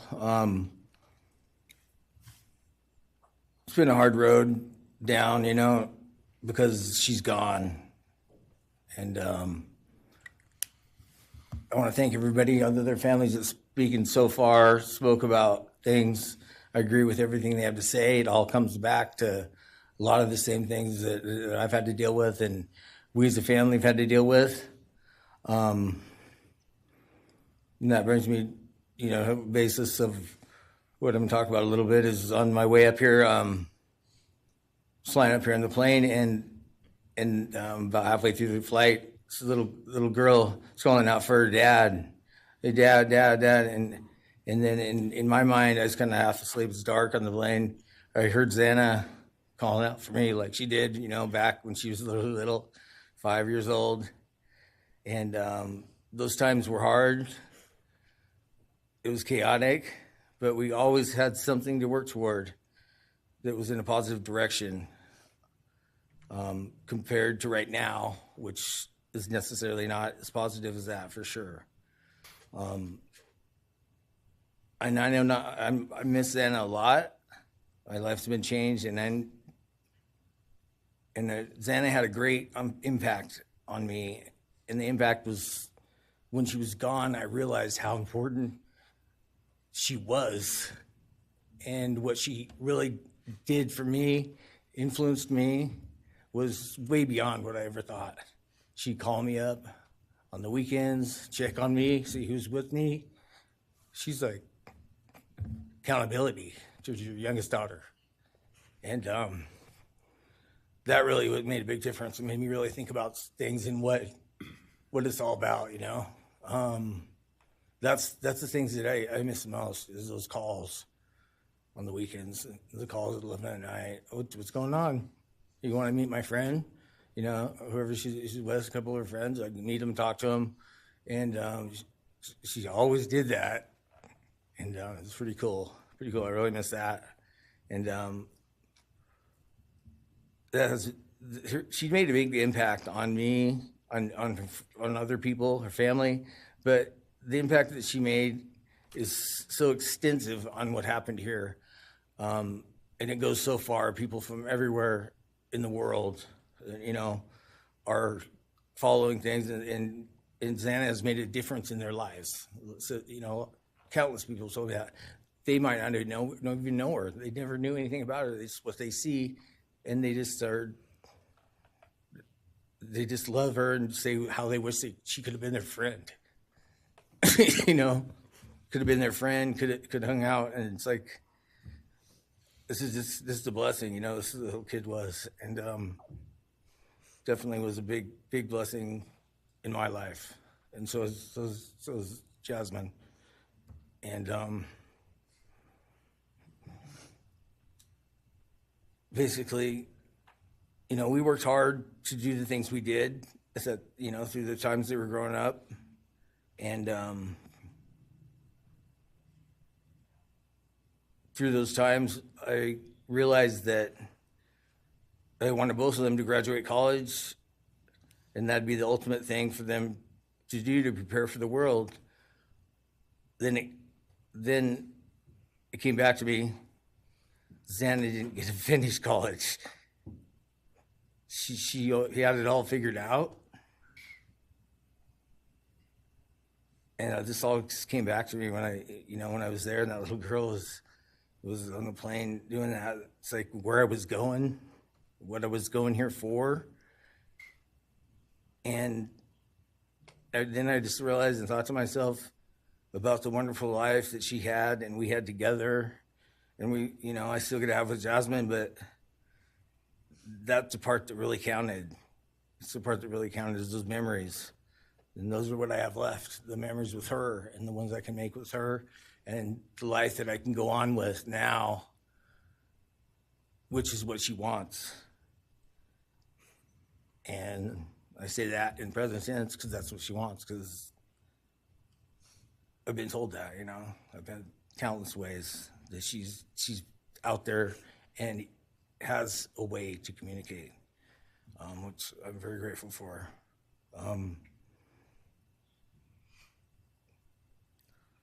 That goes to say that the impact of what happened to them, all 4 kids, goes so much further than just not me, the parents, the families, the community. It goes so far, because a lot of kids, in the colleges, just for an example, they lock their doors now. The door wasn't locked in the back. Penn State or wherever it was, all the colleges, I know that I've heard they all lock their doors now. So maybe the impact that it's going to make is going to help out and maybe protect some people. Having this outreach and having the influence of what happened to these kids did, all I know is I was 7 miles away when it happened, and she wasn't feeling that good. It was 11:30, and I almost went over to Susanna's to say, and I would have been sitting right there on that couch, and you had to deal with me. So they would have had a chance, and I regret that, and I regret not going. But the reason why I didn't is because Susanna said, "Don't be drinking and driving. You got the rental car. Don't be drinking and driving." The week before that, so she was she would have been mad at me to do that. But I really wish I would have drunk and drove, because they would have had a chance, all four of them.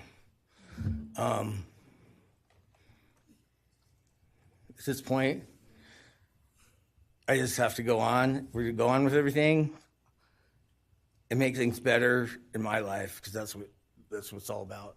If I have closure in things, and the part that we miss is Santa, her influence, her smile, the things that she did, and we have the memories left, the great memories, and she just wants us to make more memories and not be sad or upset or shocked or taken for that, and that's what we're going to do. We just have to. That's all I got. Thank you for your words and your courage, and bless your family.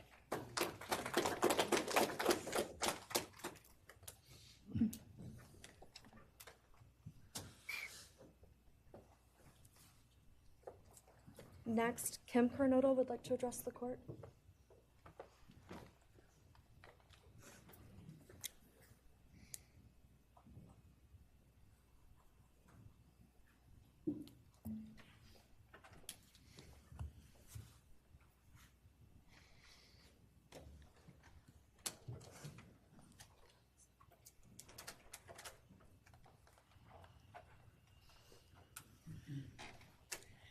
Thank you, Your Honor. My name is Kim Kernodle. I am Xana's aunt. I was very blessed to have her in my life, in our family. And I thought I had everything in my head, what I wanted to say, but it kind of went out. And I'm always looking for the positive thing, because evil, hate, can destroy people. And that's what it started doing with our family. It created anger with our family members. And then I had to look, because Xana was everything that the media, her friends said. She was that fun, loving, high-spirited, beautiful person. And I no longer get to get my nails done with her, have lunch with her.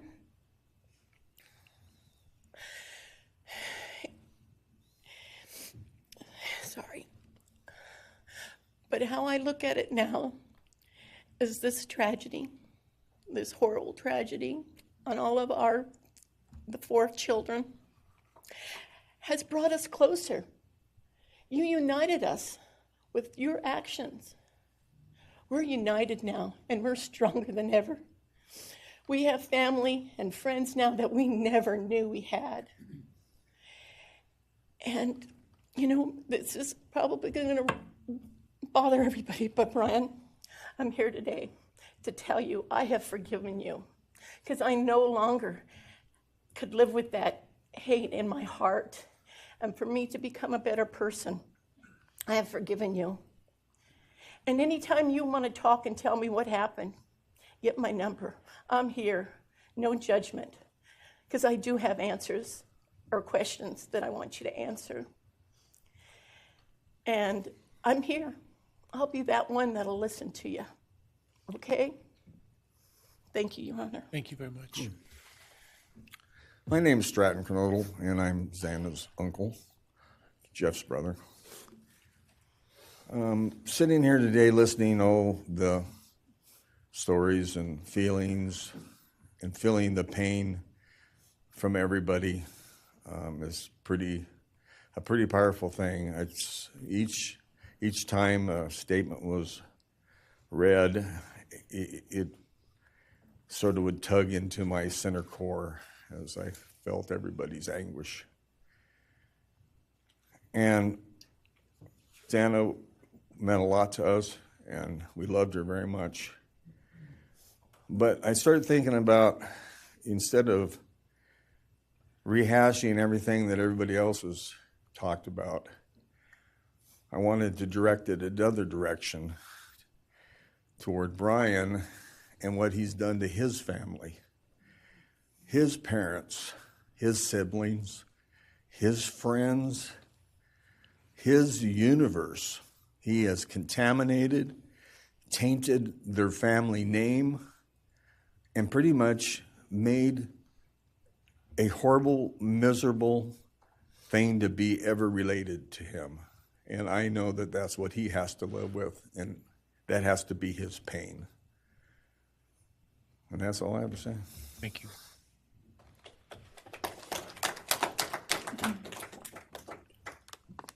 Next, Your Honor, I believe Randy Davis, stepfather to Xana Kernodle, would like to address the court.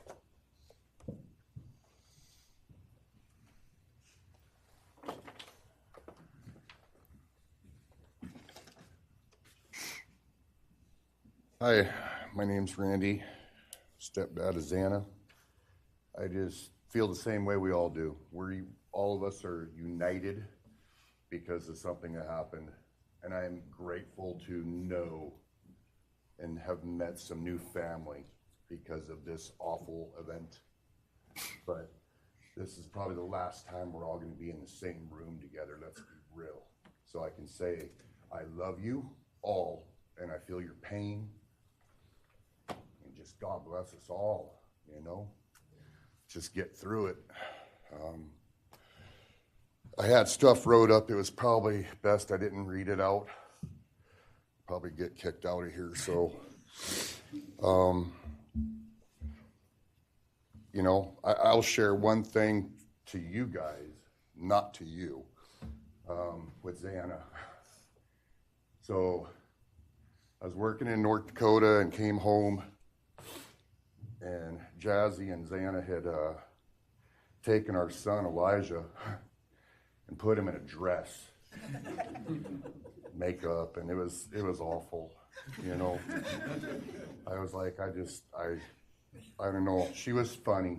I told her she'd be in the movies and be somebody great one day like that, and now she is just above us as an angel with all the other beautiful kids. So let's hold that to our hearts, because this evil thing is not going to take nothing from us. You, man, I don't know what my limits are here, but I'm really struggling, dude. I am struggling. So I want to just be out in the woods with you, just so I can teach you about loss and pain. I love God. I wouldn't take your life. That's up to him. But I guarantee you, you are weak. God, I would just give a moment, man, 5 minutes out in the woods. Oh, man. Ooh. You're going to go to hell. I know people believe in other stuff. You're evil. There's no place for you in heaven. You took our children. You are going to suffer, man. I'm shaking because I want to reach out to you, but I hope you feel my energy, okay? Go to hell.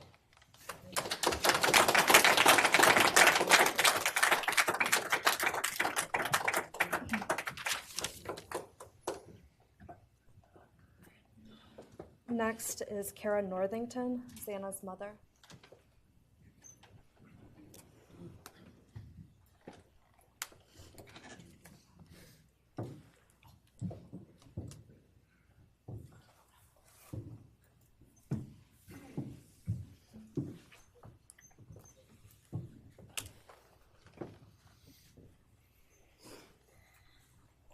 I'm Cara Northington. I am Xana Kernodle's mother. This letter is to you, really. But it is for my daughter, who was murdered by you. Today I stand before you, the man who is responsible for murdering my beautiful daughter, Xana Kernodle. My daughter was beautiful both inside and out. She possessed love for those around her and had a light so bright it will live on forever in our hearts. She brought joy and laughter to her friends, her family, and anyone in her presence. Our Lord and Savior, Jesus Christ, now has her in his loving arms in heaven, where she can never be harmed ever again for eternity. Because of her, I came to know my Lord and Savior, Jesus Christ. Because of her, many will come to Christ. It is Christ who lives in me that has given me the strength to forgive you. It was of no power of my own. In return, the Lord has filled me with joy, hope, and peace that surpasses all understanding. Jesus has allowed me to forgive you for murdering my daughter without you even being sorry or asking for this. This is only possible because he who lives in me is greater than any evil in this world. For God hath not given us the spirit of fear, but of power and of love and of a sound mind. I do not fear you or even let you rent space in my head anymore. This forgiveness has released me from any and all evil you have inflicted on me and my family. It has allowed me to let our Lord deal with you. You have accepted a deal that will prevent you from receiving the death penalty. Nothing man can do to you can ever compare to the wrath of God. Inevitably, you will stand before our Lord and will have to answer to him over the sins you have committed in murdering our children. I pray you come to the end of yourself before that day. Whether you like it or not, heaven is for real, and so is hell. The innocent life of Xana that you stole from myself and my family, and the destruction it has caused. I am washing my hands of you and turning you over to my Lord and Savior, Jesus Christ, whom vengeance belongs to. In closing, I want to read a passage from the Bible, Ephesians 6, King James Version. Finally, my brethren, be strong in the Lord and then in the power of his might. Put on the whole armor of God, that ye may be able to withstand the wiles of the devil. For we wrestle not against flesh and blood,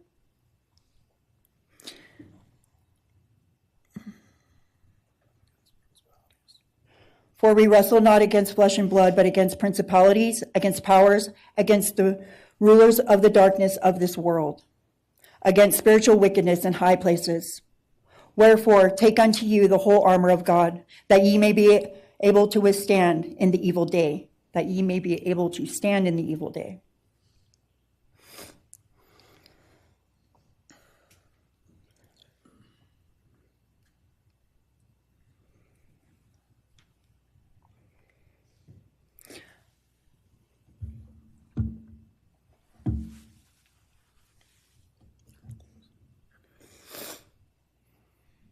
I'm not going to share memories of Xana or any more of the goodness of her with you, because I do not want that to be in your head.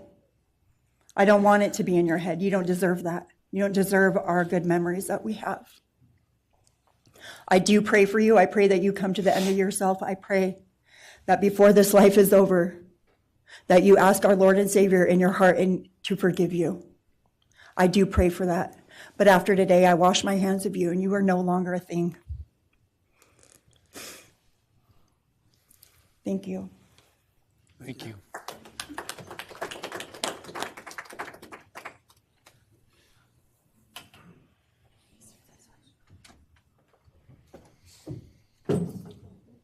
I don't believe the state has any other victim impact statements. Okay.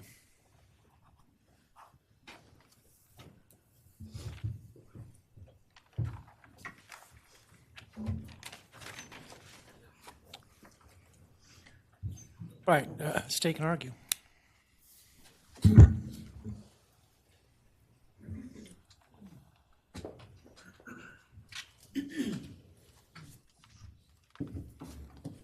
Thank you, Your Honor.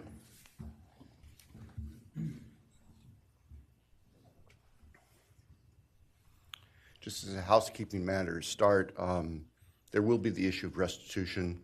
That is, the documentation is being gathered, and we ask if the court would defer that for 30 days so we can present it in an orderly fashion and make sure it's comprehensive for everyone. Any objection to leaving restitution open in 60 days? All right. Thank you, Your Honor.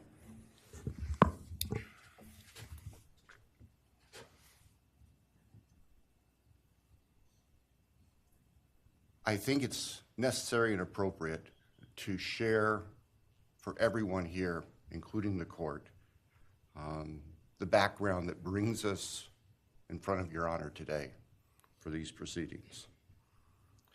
As the record reflects, and as everybody in this courtroom knows, the defendant has pleaded guilty to all 5 counts charged in the indictment. Under oath before Your Honor, he has admitted that the charges against him are true. He has reassured the court that he has not been coerced or threatened to make those admissions. And Your Honor did an extraordinary job in taking the pleas back on July 2nd. We appreciate the court's discipline and insight. The defendant has also waived appeal on the multitude of rulings from this court and Your Honor's predecessor in Latah County on dozens, literally dozens of motions seeking to dismiss the case, seeking to control or limit evidence, seeking to offer evidence that would not be appropriate. And we appreciate the court's consistent rulings based on the law, based on the facts. As Your Honor will recall, on June 18th, it's just really not that long ago, we appeared before this court for arguments on what became the defendant's final motions to this court. Motion where they wanted to offer evidence suggesting that other people were responsible for the defendant's actions, and the motion seeking essentially an indefinite continuance of the trial. It was readily apparent to all of us in the courtroom from Your Honor's comments that those motions were not going to be granted. So we returned to Moscow and continued with what we had been working on for months in preparation for trial. We had no qualms about going to trial if trial was what was necessary and appropriate. The following week after we were in court, we were approached by the defense with an inquiry about a possible plea. And I can tell the court this is the first suggestion ever that there was any consideration, because indeed the defense had maintained from the beginning that Mr. Kohberger, the defendant, was factually innocent. It's clear that the reality of the evidence and the case that had been investigated and prepared and that we were ready to present in court became a reality. Our reaction, among other things, was to reach out to all of the families. And in fact, later that week, on Thursday and Friday of that last week of June, we met with representatives by teams, virtual meetings, with representatives of all of the families. And we talked about the status of the case, and the upcoming trial and things that related to the trial. And we also let them know that there had been an inquiry about whether there might be an offer for a plea. And we asked the family members for their thoughts and feelings. And they were candid. And they have been candid since, and we respect that. And we understand, recognize, and acknowledge that there was a difference of opinion among representatives of the different families. We understand that. One of the challenges of this case, one of the unique things about this case is we have multiple victims, each unique unto themselves, their families and friends unique unto themselves, and all of them entitled to their opinions, all of them entitled to their thoughts. Over the following weekend, our prosecution team, very skilled attorneys who were personally as well as professionally deeply invested in this case, met. And we talked, and the decision was reached. Well, to start with, were there to be any sort of plea offer or discussion, there's only one possibility. And that would be for the defendant to plead guilty straight up to all charges. There would be no bargaining about counts. There would be no bargaining about reduced sentences. And so we made the proposal to the defense that if the defendant was willing to plead guilty up front to all 5 counts as charged and waive appeal of the court's myriad decisions during the past 2.5+ years on all these motions that would have consumed years, if not decades, of time in the future. By the end of the weekend, we were notified the defendant was prepared to plead guilty as charged and factually acknowledge his responsibility in court for these horrible crimes. Obviously, those discussions and negotiations were confidential.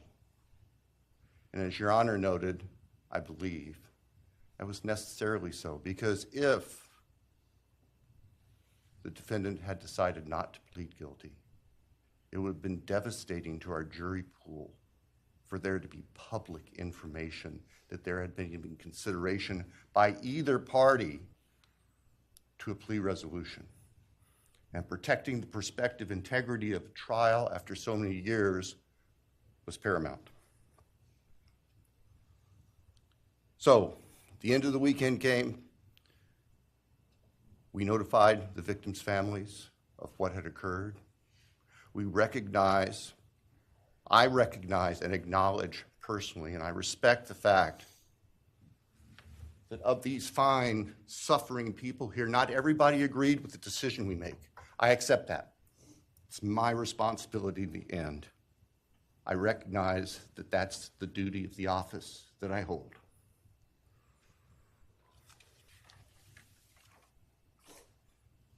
So now, it is time for the judicial system to impose final judgment and close the door on this chapter of these tragedies.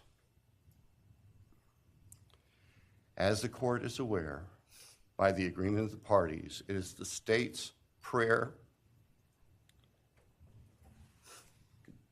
Perhaps have the Elmo police turned on.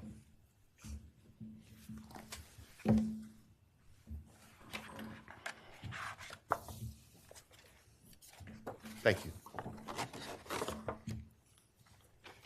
That on count 1, the felony burglary, that the court sentenced the defendant to the maximum period of 10 years fixed in the custody of the Idaho Department of Correction. Then on count 2,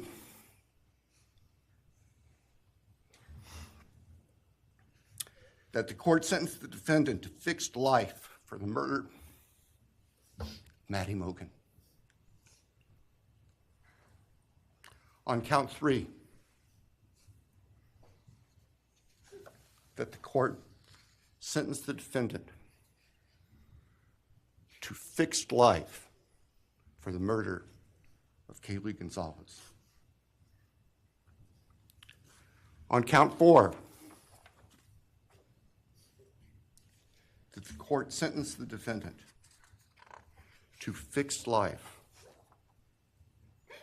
for the murder of Xana Kernodle. On count 5, that the court sentenced the defendant to fixed life for the murder of Ethan Chapin. And the state further prays that these sentences be ordered to run consecutively, back to back, not at the same time, to recognize and respect the unique individuality of each of these beautiful young people whose lives were taken brutally and for no reason.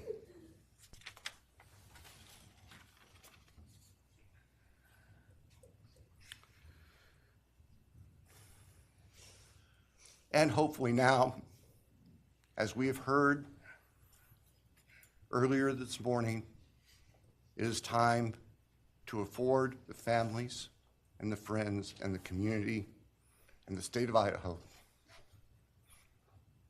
and the nation and the world to move forward. We can't undo, and we can never undo, the horror of what occurred on the early morning hours of November 13th, 2022 at 1122 King Street in Moscow, Idaho. For a long time, the presiding district judge in Latah County was John Stegner, who eventually became a member and a justice of the Idaho Supreme Court. And Justice Stegner often observed that even God cannot change the past. But everyone in this room has the ability to take themselves forward. And we want the judicial system to afford them the opportunity today to do that. From today forward, our memories should be focused on these innocent victims whose lives were taken, on their families, on their friends, on the community. The court has heard discussion, talk today, reminiscences today about a special family that our victims shared, not just their natural, legal, and biological families, not just their university family within their sororities, for example.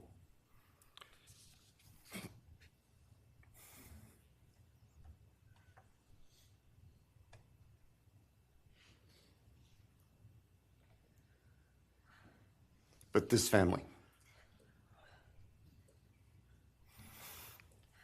This is the picture taken on November 12th, 2022,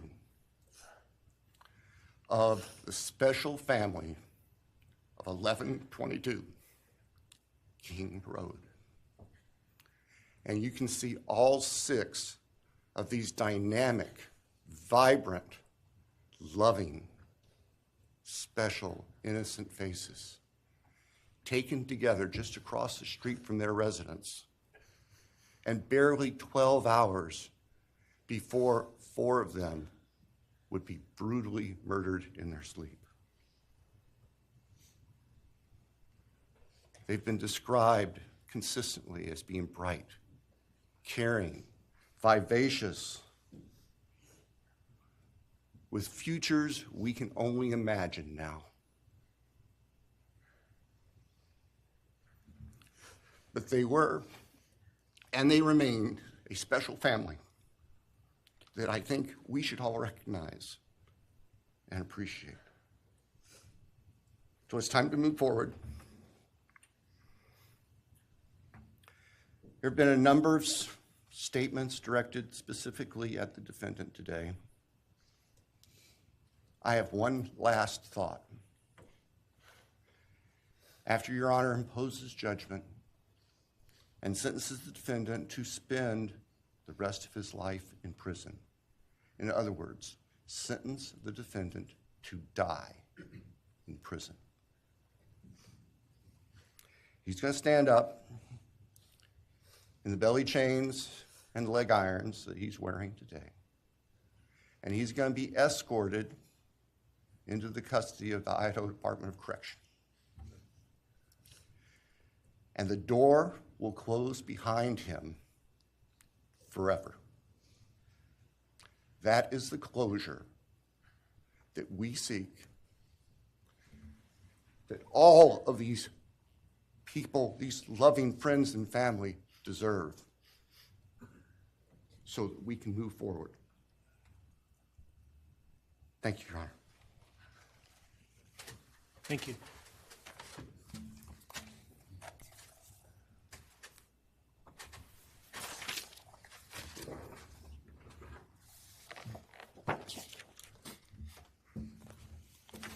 All right, does the defense have evidence to present today?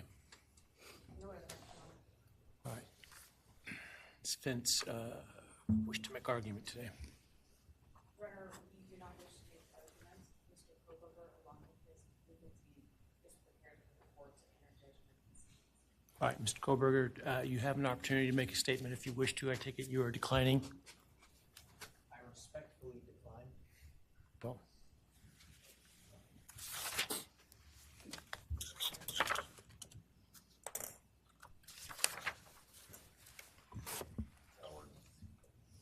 Please.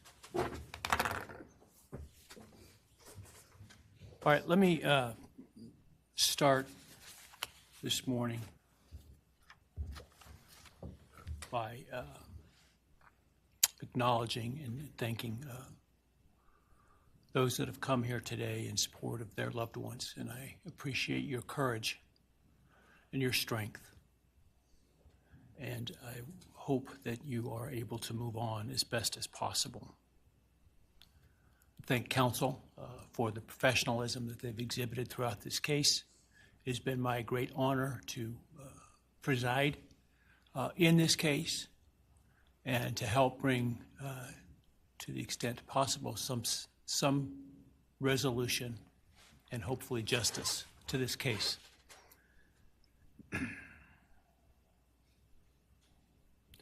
During the quiet morning hours of November 13, 2022, a faceless coward breached the tranquility of 6 beautiful young people and senselessly slaughtered them, 4 of them. Who committed this unspeakable evil was unknown for several weeks, but due to the killer's incompetence and outstanding police work by numerous local, state, and federal law enforcement agencies, the person that slithered through that sliding glass door at 1122 King Road now stands before the world and this court unmasked. This unfathomable and senseless act of evil has caused immeasurable pain and loss.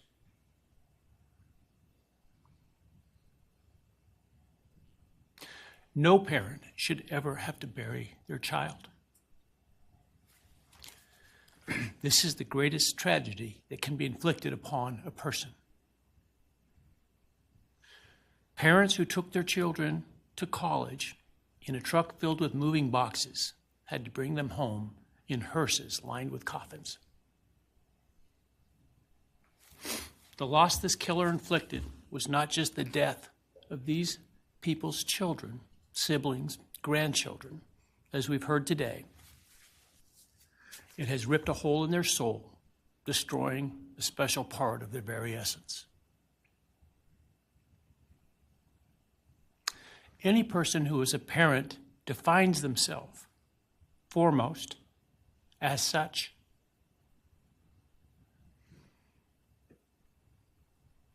It is their existence and purpose of being. And it has been stolen from these parents.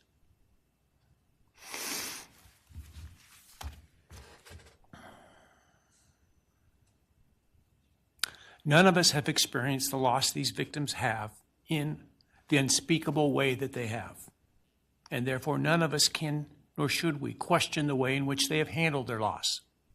Whether that be in private mourning, removed as far as possible from this media circus, or in front of a camera demanding retribution with the loudest megaphone. I've listened intently to the stories and pain that have been shared today, with great awe at the courage and resilience of the surviving family members of those wonderful children. I've listened also to the surviving roommates, both in person and through their friends.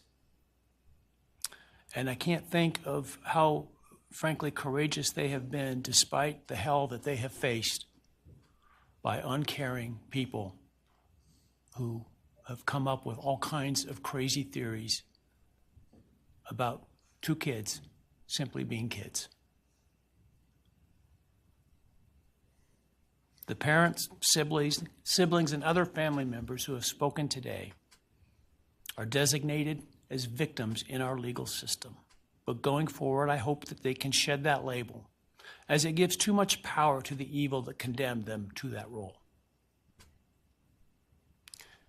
They are and should be known as survivors, fighters, and foremost as witnesses to the tremendous lives of value and unbounded promise of these four young people. But those speaking today and those who did not speak, but who carry this same burden, this same loss, now carry forward the memories of these now perpetually young people, these forever children. These survivors carry the responsibility of ensuring that the voices of these children, Maddie, Kaylee, Xana, and Ethan, are never forgotten, and the positive impacts that they have had on so many lives are never minimized, and that the love they shared, the light that they shined onto others, is forever celebrated. As we sit here today, this case is ending, and we are now certain who committed these unspeakable acts of evil, but we don't know, and what we may never know is why. I share the desire expressed by others to understand the why. But upon reflection, it seems to me, and this is just my own opinion, that by continuing to focus on why, we continue to give Mr. Kohberger relevance. We give him agency and we give him power. The need to know what is inherently not understandable makes us dependent upon the defendant to provide us with a reason, and that gives him the spotlight, the attention, and the power he appears to crave. Yet even if I could force him to speak, which legally I cannot, how could anyone ever be assured that what he speaks is the truth? Do we really believe, after all of this, he's capable of speaking the truth or of giving up something of himself to help the very people whose lives he destroyed? Rather, I suspect the so-called reason would be dished out in enticing, self-serving, and aggrandizing untruthful bits, leaving people wanting more information, more insight, and thus enhancing even further the power he seeks to hold. Even if we could get truthful insight into his why, I suspect it would not in any way quench one's thirst for actually understanding why in the first instance. Because there is no reason for these crimes that could approach anything resembling rationality. No conceivable reason could make any sense. And in the end, the more we struggle to seek explanation for the unexplainable, the more we try to extract a reason, the more power and control we give to him. In my view, the time has now come to end Mr. Kohberger's 15 minutes of fame. It's time that he be consigned to the ignominy and isolation of perpetual incarceration. I know there has been concern about him collaborating on books or movies or other media projects, and I truly hope that someone does not stoop to affording him this spotlight that he desires in the name of clicks, royalties, or profits. While criminal behavioralists should study him away from the spotlight in an attempt to prevent other would-be killers from acting on their worst impulses, There should be no need for that to spill over into the public eye. The great Idaho jurist Edward Lodge was known for trying to find something positive about every person he ever sentenced. And with over a half a century as a trial judge, that was a lot of people. This was often challenging, and I recall in one case he said that the best he could come up with was the defendant had good penmanship.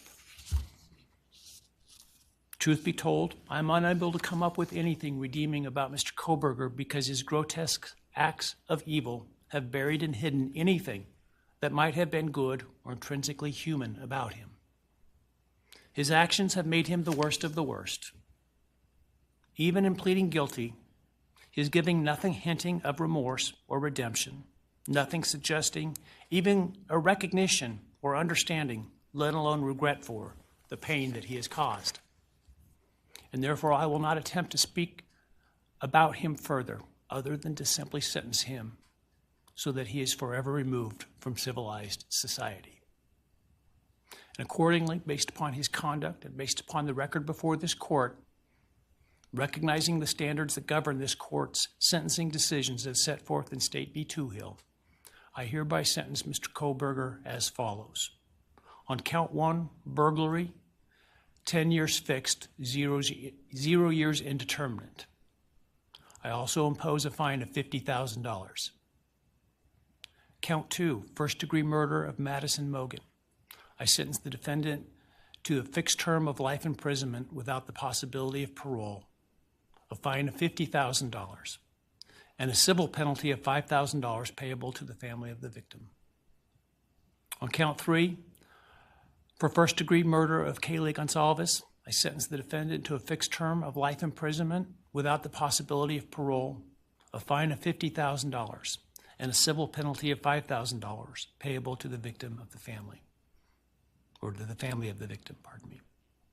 On count 4, for the first-degree murder of Xana Kernodle, I sentence the defendant to a fixed term of life imprisonment without the possibility of parole, a fine of $50,000, and a civil penalty of $5,000 payable to the family of the victim. On count 5, for the first-degree murder of Ethan Chapin, I sentence the defendant to a fixed term of life imprisonment without the possibility of parole, a fine of $50,000, and a civil penalty of $5,000 payable to the family of the victim. The sentences on counts 1, 2, 3, 4, and 5 shall run consecutively to one another. Restitution will be left open for 60 days. Defendant will be required to submit a DNA sample and a right thumb print impression to the Department of Corrections and comply with the DNA Database Act. I remand the defendant to the custody of the Idaho State Board of Corrections for to be imprisoned in an appropriate facility in execution of the sentence where he will remain until he dies.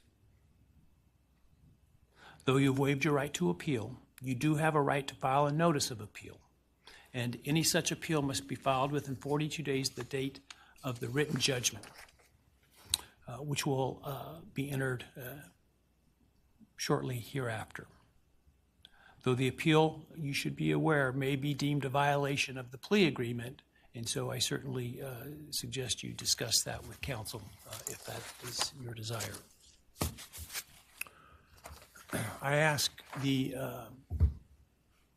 media and public present to allow the families to be escorted out first before they leave. Again, thank you to everyone for your stories today. I am strengthened by them, and I am encouraged by your humanity and strength. And God bless you. We're adjourned.